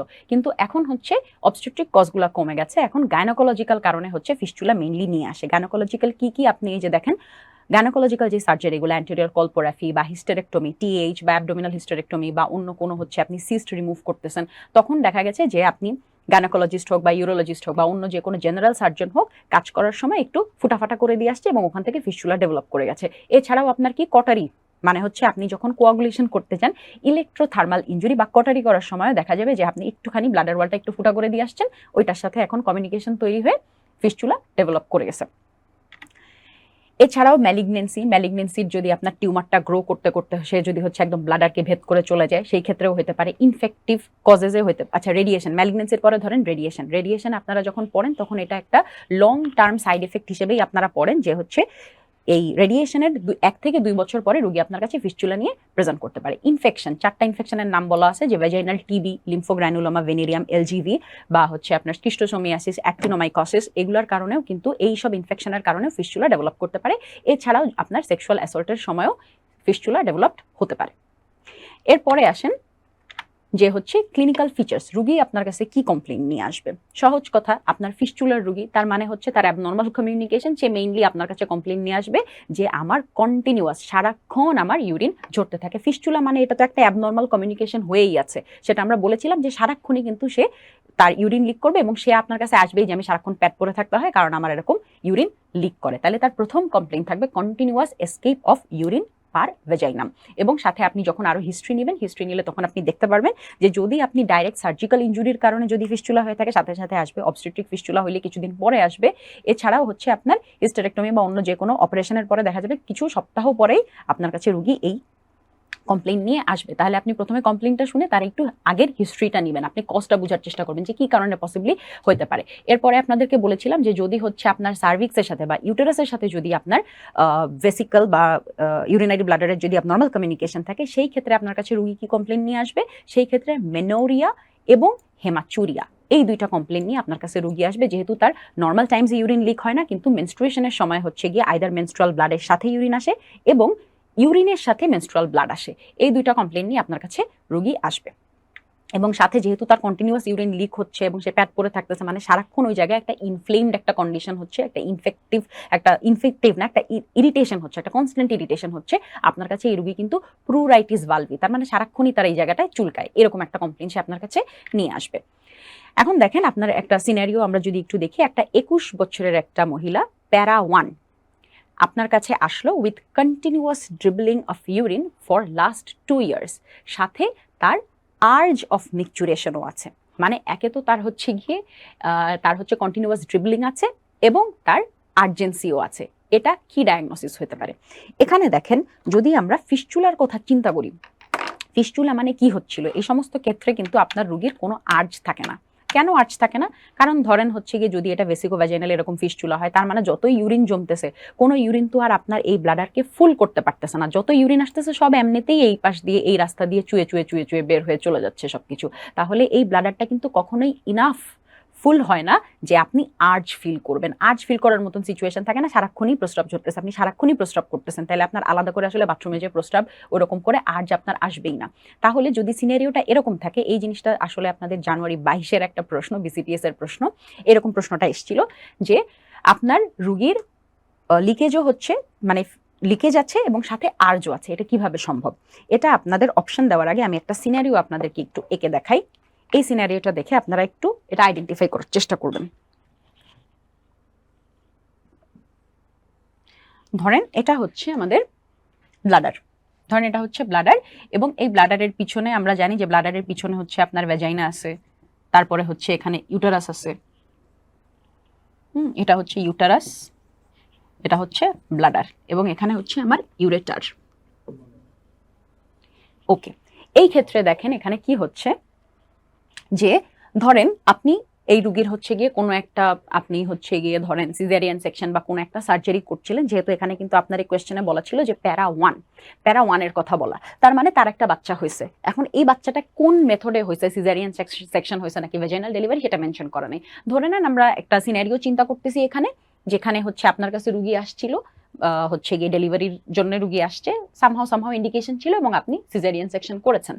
এখন সিজারিয়ান সেকশন করার সময় আপনি যে কাজটা করেছেন সেটা হচ্ছে, সিজারিয়ান সেকশনের সময় আপনি যখন আপনি সিএস করছিলেন তখন কোনো একটা ভাবে আপনি একটা সাইডের ইউরেটারকে ইনজুরি করে দিয়ে আসছেন, একটা সাইডের ইউরেটারকে এমনভাবে ইনজুরি করছেন যে এইটার সাথে তখন দেখা গেছে এই যে ইউটেরাসের নিচে ভ্যাজাইনা, এই ইউরেটারের সাথে এই ভ্যাজাইনার একটা অ্যাবনর্মাল কমিউনিকেশন তৈরি হয়ে গেল, কোনো একভাবে আপনি এখানে ফোঁটা করে দিয়ে চলে আসছেন। এখন এইটার সাথে এইটার ফিস্চুলা তৈরি হয়েছে, এখানে একটা ইউরেটারো ভ্যাজাইনাল ফিস্চুলা তৈরি হইল। তাহলে এখানে কি হচ্ছে দেখেন, আপনার এই যে ফিস্চুলাটা তৈরি হইলো, এই ইউরেটারের উপরে যেই কিডনি, ওখানে তো কনস্ট্যান্ট আপনার হচ্ছে ইউরিন প্রোডাকশন হচ্ছে, ওই ইউরিনটা ইউরেটার দিয়ে আপনার ডিরেক্ট ভ্যাজাইনাতে চলে যাচ্ছে। ভ্যাজাইনাতে যে এসে কি হচ্ছে, এদিক দিয়ে আপনার ওই লিক হচ্ছে, ভ্যাজাইনা দিয়ে আপনার ইউরিন লিক হচ্ছে। সেম টাইমেই আপনার আরেক সাইডের ইউরেটার কিন্তু একদম দিব্যি ভালো, সে ভালো আছে। তাহলে এই পাশের যেই কিডনি, ওইখান থেকে আপনার ইউরিন তৈরি হয়ে এই ইউরেটারের মাধ্যমে ব্লাডারের ভিতরে আসতেছে, এবং ব্লাডারের কিন্তু অন্য কারোর সাথে কোনো কমিউনিকেশন নাই, ব্লাডারটা ইনট্যাক্ট। তাহলে এই ইউরেটার দিয়ে যে ইউরিনটা আসবে সেটা কিন্তু এই ব্লাডারের ভিতরে ঢুকতেছে এবং ব্লাডার ফুল হচ্ছে। তাহলে আপনার ব্লাডারের যেহেতু কোনো প্রবলেম নাই, ব্লাডার ইনট্যাক্ট, ব্লাডার বরাবর ফুল হবে এবং ফুল হয়ে আপনি আর্চ ফিল করবেন।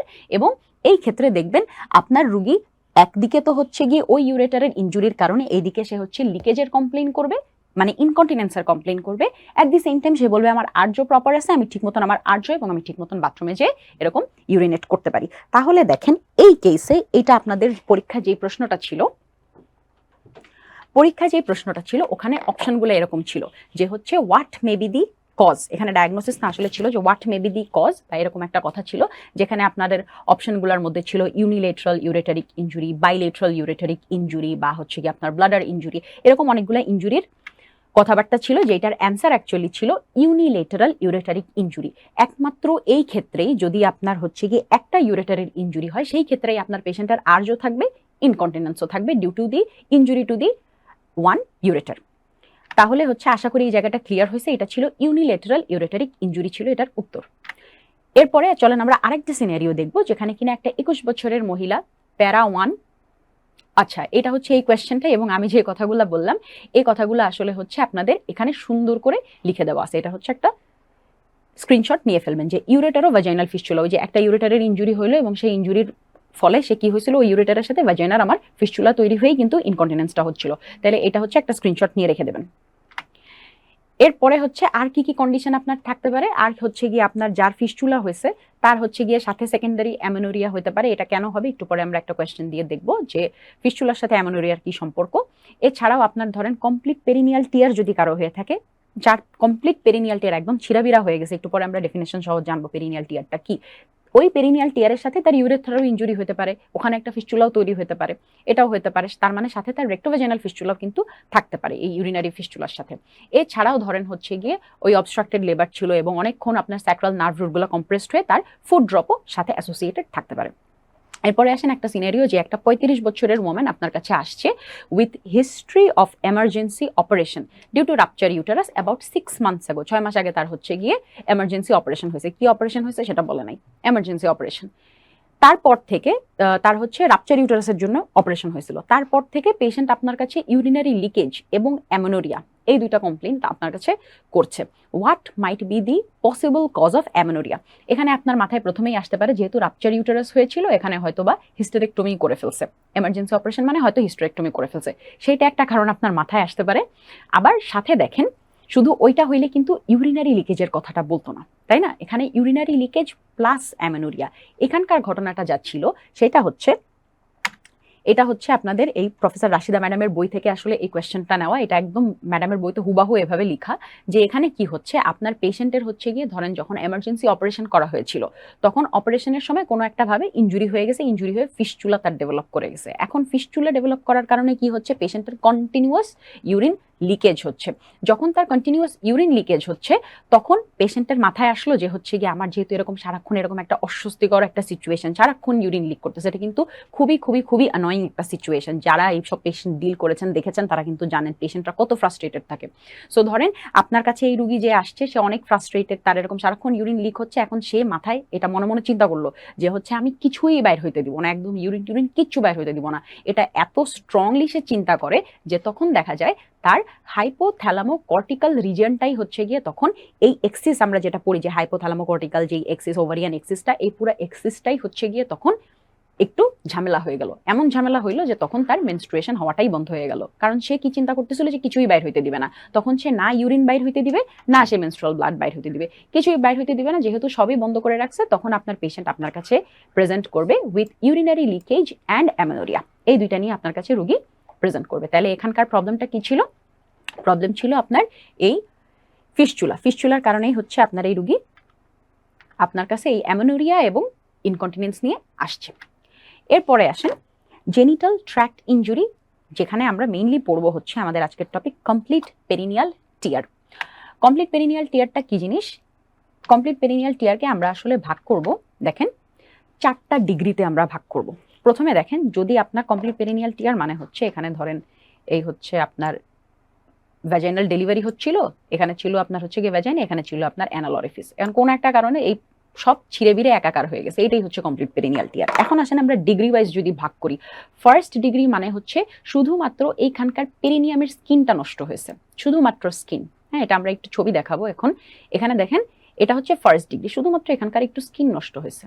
এই যে এখানে আমার ভ্যাজিনাল যে অরিফিস ছিল একটু খালি স্কিন গেছে, তাহলে এটা ফার্স্ট ডিগ্রি। যদি স্কিনের সাথে এমন হয় যে আপনার পেরিনিয়াল মাসেল, এখানে স্কিনও গেছে, এখান থেকে আপনার মাসেলগুলোও নষ্ট হয়েছে, কিন্তু স্ফিংটারে কিচ্ছু হয় নাই, স্কিন এবং মাসেল, এটা হচ্ছে সেকেন্ড ডিগ্রি। যদি এমন হয় যে স্কিন গেছে, মাসেল গেছে এবং সাথে আপনার অ্যানাল স্ফিংটার যাওয়া শুরু করছে, কোন স্ফিংটারটা? External anal sphincter. স্ফিংটারের যদি আপনার হাফের কম মানে লেস দেন 50% যদি হচ্ছে গিয়ে আপনার ছিঁড়ে, এটাকে আমরা 3A বলি। মোর দেন 50% যদি ছিঁড়ে যায়, এটাকে 3B বলি। আর যদি দেখি যে ইএস তো গেছেই, মানে এক্সটার্নালটা তো গেছেই, সাথে ইন্টারনাল অ্যানাল স্ফিংটারও ছিঁড়ে গেছে, সেটাকে আমরা বলি 3C। তাহলে দেখেন, আপনার এতে শুধু স্কিন গেল, বিতে মাসল সহ গেল, 3 হচ্ছে স্ফিংটার সহ গেল, আর 4 নাম্বার তাহলে কি বাকি থাকলো? 4 নাম্বারে 3 নাম্বার পর্যন্ত তো আপনার স্ফিংটার সহই শেষ। 4 নাম্বারে হচ্ছে এই স্ফিংটারের সাথে সাথে আমার অ্যানাল এপিথেলিয়ামটাও নষ্ট হয়ে গেছে। এটাই হচ্ছে আমার এই 3-4, এটাকেই আমরা বলি হচ্ছে কমপ্লিট পেরিনিয়াল টিয়ার। এরপরে আসেন, এগুলো সব আপনাদের বইয়ের ছবি। এরপরে আসেন আমার স্ট্রাকচার, তাহলে কি কি জিনিস গেল আমরা অলরেডি কিন্তু পড়ে ফেলছি, যে আপনার হচ্ছে প্রথমেই আগে তো হচ্ছে আপনার পোস্টেরিয়র ভ্যাজাইনাল ওয়ালটা গেছিল, তারপরেই না আপনার হচ্ছে গিয়ে perineal muscle, perineal body, anal sphincter complex এবং অ্যানোরেক্টাল মিউকোজা। এগুলো আমরা অলরেডি ডিগ্রি হিসেবে পড়ে ফেলছি, এগুলো সব হচ্ছে আপনার ছিঁড়ে যায় in case of complete perineal tear. এবং এই জায়গাটা আপনি ইনফিনিটি স্টার দিয়ে ছোটস্থ মুখস্থ করে ফেলবেন যে স্ট্রাকচার কোনগুলো নষ্ট হয়। রিস্ক ফ্যাক্টর এটা হচ্ছে গিয়ে একদম 3 স্টার দিয়ে পড়ে ফেলবেন, যে কি কি থাকলে, যদি প্রাইমি গ্র্যাভিড পেশেন্ট হয়, প্রাইমি পেশেন্ট যদি অনেক বড় বাচ্চা থাকে, যদি হচ্ছে আপনি কোনো অ্যাসিস্টেড ভ্যাজাইনাল ডেলিভারি করেন, যেমন হচ্ছে ফোরসেপস ডেলিভারি যদি করেন, যদি কোনো প্রবলেম হয়, যেমন ধরেন হচ্ছে শোল্ডার ডিস্টোসিয়া বা প্রেসিপিটেটেড লেবার, বা ধরেন হচ্ছে ন্যারো একটা মানে ন্যারো হচ্ছে গিয়ে আপনার আউটলেট ছিল, আপনি জোর করে টানাটানি করে ব্যাক করছেন, সেই ক্ষেত্রে হতে পারে। এছাড়াও যদি মিডলাইন এপিসিওটমি এক্সটেন্ড করে যায়, সেটাও সেই কারণেও আপনার সিপিটি ডেভেলপ করতে পারে। এরপরে আপনার কাছে এই রুগী কি জিনিস নিয়ে আসবে? একদম হচ্ছে গিয়ে তার সব ছিঁড়ে বুড়ে গেছে, আপনার কাছে এই রুগী কিভাবে আসবে? পেশেন্ট ইউজুয়ালি প্রথমেই তো হচ্ছে গিয়ে তার আপনাকে একটা হিস্ট্রি দিবে, যে আমার এরকম হচ্ছে গিয়ে যে রিস্ক ফ্যাক্টরগুলোর সাথে মিলিয়ে আপনাকে এরকম একটা হিস্ট্রি দিবে, যে হচ্ছে প্রথম বাচ্চা ছিল, বা হচ্ছে নেগলেক্টেড ডেলিভারি করা হয়েছে, জোর করে টেনে হিচড়ে বের করা হয়েছে বাচ্চা, বা অনেক বড় বাচ্চা ছিল, এই সমস্ত আপনাকে হিস্ট্রি দিবে। তারপরে সিমটম কি নিবে? কমপ্লিট পেরিনিয়াল টিয়ারের মেইন প্রবলেমই কিন্তু হচ্ছে, যেহেতু আপনার অ্যানাল এপিথেলিয়ামের সাথে হচ্ছে আপনার ভ্যাজাইনাল এপিথেলিয়াম সব একাকার হয়ে গেছে, তার মেইন প্রবলেমই থাকবে, সে আপনাকে এসে বলবে যে সে হচ্ছে এখন তার ফ্ল্যাটাস এবং ফিশিস এটা ধরে রাখতে পারতেছে না। ফ্ল্যাটাসটা ইনভেরিয়েবলি, যদি আপনার যে পেশেন্টের সিপিটি হয়েছে, কমপ্লিট পেরিনিয়াল টিয়ার হয়েছে, সে কখনোই ফ্ল্যাটাস ধরে রাখতে পারবে না। কিন্তু ফিশিসের ক্ষেত্রে আবার একটু হচ্ছে গিয়ে কম বেশ ব্যাপার স্যাপার আছে। যদি হচ্ছে গিয়ে আপনার একটু কম ছিঁড়ে যায়, যদি হচ্ছে আপনার এই পেরিনিয়াল টিয়ারটা কম হয়, সেই ক্ষেত্রে দেখা যায় সে শুধুমাত্র লুজ স্টুল ধরে রাখতে পারে না। লুজ স্টুল হইলে, তার পাতলা পায়খানা হইলে, সেইটা হচ্ছে একমাত্র সে ইনকন্টিনেন্স হয়, কিন্তু হার্ড স্টুল সে ধরে রাখতে পারে, কোনো প্রবলেম নাই। আর যদি হচ্ছে সিভিয়ার ড্যামেজ হয়, একদম ছিঁড়ে বুড়ে গেছে, সেই ক্ষেত্রে আপনার লুজ হোক হার্ড হোক, কোনো স্টুলই সে ধরে রাখতে পারে না, একদম টোটাল ইনকন্টিনেন্স হয়ে যায়। এছাড়া আর কি প্রবলেম থাকবে? যেহেতু তার সারাক্ষণ এরকম স্টুল আপনার লিক করতেছে, সারাক্ষণ লিক করতেছে, তার হচ্ছে গিয়ে পেরি অ্যানাল রিজিয়নে সোরেনেস থাকবে, কনস্ট্যান্টলি ইনফ্লেমড এবং ইরিটেটেড হয়ে আছে জায়গাটা, এখানে একদম ইরিটেশন থাকবে। এরপরে আসেন সাইন্স, আপনি কি কি দেখবেন? প্রথমেই দেখবেন যে সব একাকার, সবটা মনে হচ্ছে একই জায়গায়, যদিও এটা উপরের ভ্যাজাইনাল অরিফিস আর নিচে অ্যানাল অরিফিস থাকার কথা, কিন্তু পুরাটা মিলে একাকার হয়ে গেছে, আপনি আলাদা কিছু ডিফারেন্সিয়েট করতে পারতেছেন না। এবং সাথে আপনি কি পাবেন? সাথে দেখবেন যে হচ্ছে এই দুই পাশে ডিম্পল, মানে এই দুইটা জায়গার মধ্যে একদম গর্তের মতন ভিতরে ঢুকে গেছে, দুইটা জায়গাতে এই মানে যেই জায়গাটা পুরো টর্ন জায়গাটা, দুই পাশে দেখবেন দুইটা এরকম ভিতরে ডিম্পল ঢুকে গেছে। এছাড়া আপনি আর কি পাবেন? এছাড়া আপনি হচ্ছে গিয়ে আপনি যদি ডিআরই করতে চেষ্টা করেন, আপনি দেখবেন ডিআরই করতে চেষ্টা করলে আপনি দেখবেন যে হচ্ছে গিয়ে আপনি যখন ডিজিটালি আপনি যখন ডিজিট ঢুকাচ্ছেন, ডিজিট ঢুকানোর পরে আপনি কোনো গ্রিপ পাচ্ছেন না। হ্যাঁ, আপনি দেখতেছেন যে সব উপর নিচ যাই যাচ্ছি, সব দিকেই আমি যাওয়া আসা করতে পারতেছি, কোনো গ্রিপ নাই, ঢুকার সময় আপনি কিছুই ফিল করবেন না। এবং হচ্ছে গিয়ে আপনার এখানে আরেকটা জিনিস যেটা হচ্ছে এখানে বলা আছে যে ইট ইজ সারপ্রাইজিং যে আপনার এই সমস্ত কমপ্লিট পেরিনিয়াল টিয়ার হইলে আপনার মাথায় আসতে পারে যে যেহেতু নিচে সবকিছু ছিঁড়ে ভুড়ে গেছে তাহলে তো উপর থেকে আপনার ইউটেরাইন প্রলাপস হয়ে যাওয়ার কথা, কিন্তু মজার বিষয় হচ্ছে গিয়ে এই পেরিনিয়াম নাই, কিচ্ছু নাই, সব একাকার, তারপরও কিন্তু কখনোই প্রলাপস হয় না। যদি আপনি কোনো কারণে যদি দেখেন যে প্রোল্যাপসও আছে সাথে হচ্ছে গিয়ে আপনার এই পেরিনিয়াল টিয়ারও আছে, আপনাকে বুঝতে হবে এই প্রোল্যাপসটা আগের প্রোল্যাপসটা কখনোই আপনার এই টিয়ারের জন্য হয় না। আর এটা আপনার হচ্ছে গিয়ে এই তার হচ্ছে গিয়ে স্ফিংটারগুলা, অ্যানাল স্ফিংটার ভালো আছে কিনা, ফাংশনাল আছে কিনা, এটা বোঝার জন্য আপনি ডায়াগনোসিস করার জন্য কি করতে পারেন, আপনি হচ্ছে এন্ডো অ্যানাল ইমেজিং, মানে টিভিএস যেরকম করে এরকম করে আপনি এন্ডো অ্যানাল, আপনি হচ্ছে তার অ্যানাল অরিফিস দিয়ে এন্ডো অ্যানাল ইমেজিং করতে পারেন। এখানে যদি আপনি দেখেন যে পেরিনিয়াল বডির থিকনেস মোর দ্যান 12, তার মানে হচ্ছে তার অ্যানাল কন্টিনেন্সটা মেইনটেইনড হচ্ছে। যদি 12 মিলিমিটারের বেশি পান, অ্যানাল কন্টিনেন্স মেইনটেইনড হচ্ছে।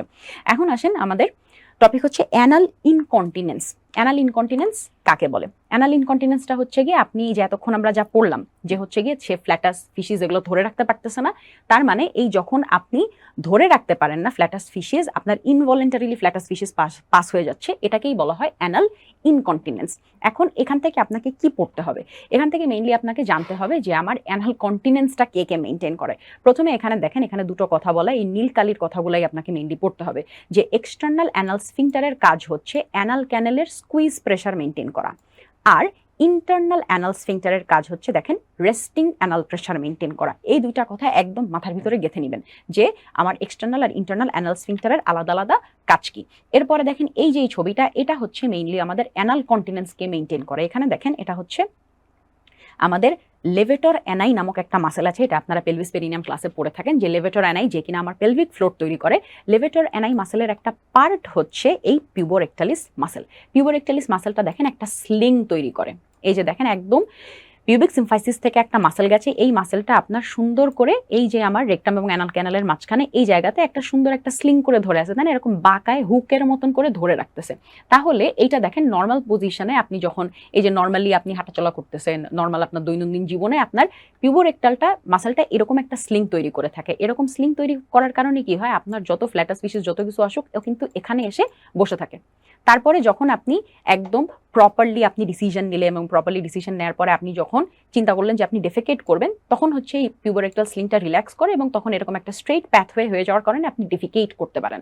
তাহলে দেখেন নর্মাল টাইমে আপনার অ্যানাল কন্টিনেন্স, মানে আপনার এই যে কখন আপনি ডেফিকেট করবেন কখন করবেন না, এই ডিসিশনটা আসলে মেইনলি ডিপেন্ড করে এই পিউবোরেক্টালিস মাসেলের উপরে। তাহলে আপনাকে যদি জিজ্ঞাসা করা হয় অ্যানাল কন্টিনেন্স কে মেইনটেইন করে, এক কথায় উত্তর হবে পিউবোরেক্টালিস মাসেল। এটা যদি অপশনে না থাকে তাহলে আপনার উত্তর হবে লেভেটর অ্যানাই মাসেল।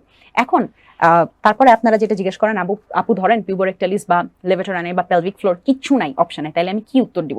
তাহলে এগুলো যদি একটাও না থাকে আপনার উত্তর হবে এক্সটার্নাল অ্যানাল স্ফিংটার। চলেন এগুলো সম্পর্কে আমি একটু পরে একটা কোয়েশ্চেন আপনাদেরকে দেখায় দিব।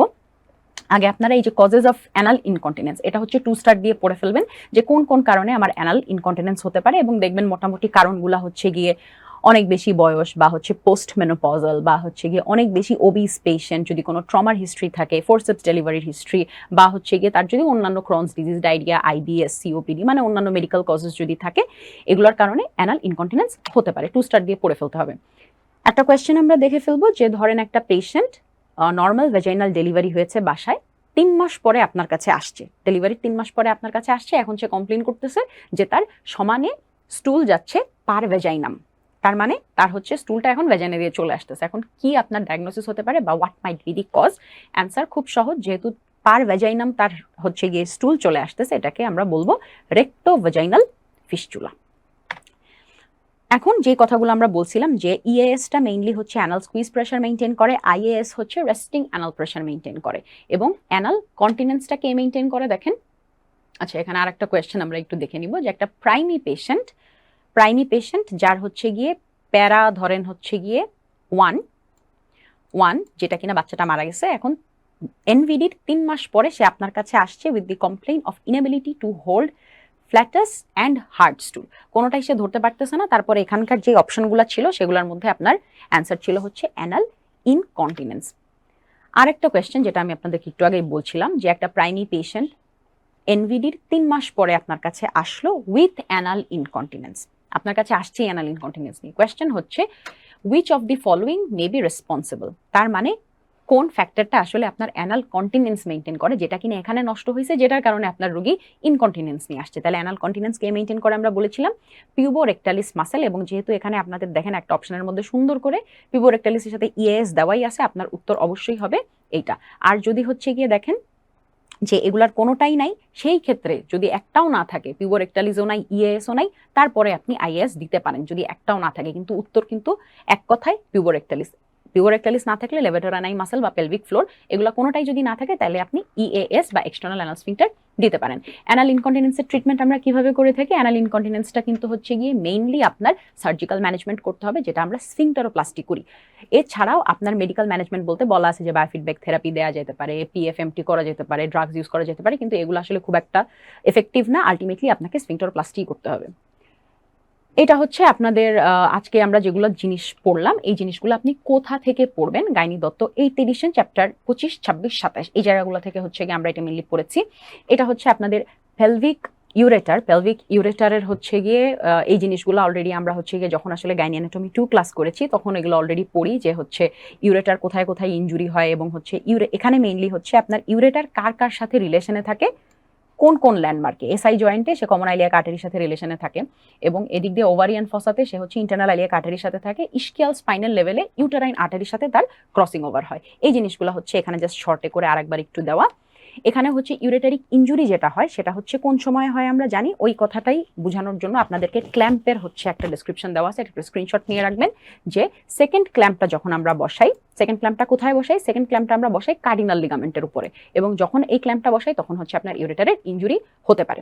এরপরে এটা হচ্ছে আপনাদের একটা স্লাইড জাস্ট আপনাদের স্ক্রিনশট নেওয়ার জন্য, যে আপনাদের ক্লিনিক্যাল যে অ্যানাটমি আমরা পড়লাম এই পোর্শনে আপনার কোন কোন জায়গা থেকে এসবিএ আসতে পারে পরীক্ষায়। দেখেন এই টপিকগুলো থেকে ইউজুয়ালি ঘুরিয়ে ফিরিয়ে একটা সিনারিও দিয়ে আপনাদেরকে প্রশ্ন করা হয় in case of SBA from clinical anatomy. এবং এর সাথেই হচ্ছে গিয়ে আমি আসলে আপনাদের শেষ যে এই কোটটা, এটা হচ্ছে জাস্ট আমার একটা ফেভারিট কোট আপনাদের জন্য নিয়ে আসছি, যে হচ্ছে গিয়ে আপনাকে ধৈর্য রাখতে হবে। আপনি এত পড়াশোনা করছেন, এত পড়াশোনা করতে করতে ফ্রাস্ট্রেশন চলে আসাটা খুবই স্বাভাবিক। এর জন্য আপনাকে কি করতে হবে? আপনাকে হচ্ছে ধৈর্য ধরে পড়তে হবে, এবং আপনার গোলটা আপনাকে কিন্তু বারবার মনে রাখতে হবে। আপনি যখনই ফ্রাস্ট্রেটেড হয়ে যাবেন, যখনই হচ্ছে গিয়ে আপনার মনে হবে যে এত আর পারতেছি না, আর পড়াশোনা পারতেছি না, এরকম আমাদের অনেক সময়ই হয়। ইনফ্যাক্ট আমরা যখন একা একা অনলাইনে পড়ি মোস্ট অফ দি টাইমেই হয়, তখন আপনি কি করবেন? নিজেকে আপনার গোলটা মনে করাই দিবেন যে আপনি কি চাচ্ছেন আসলে, এবং আপনি যে এতদিন এত কষ্ট করলেন সেইটার ফলাফল আপনার সামনেই আসতেছে। আপনাকে আরেকটু হোল্ড অন করতে হবে, আরেকটু ধৈর্য রাখতে হবে।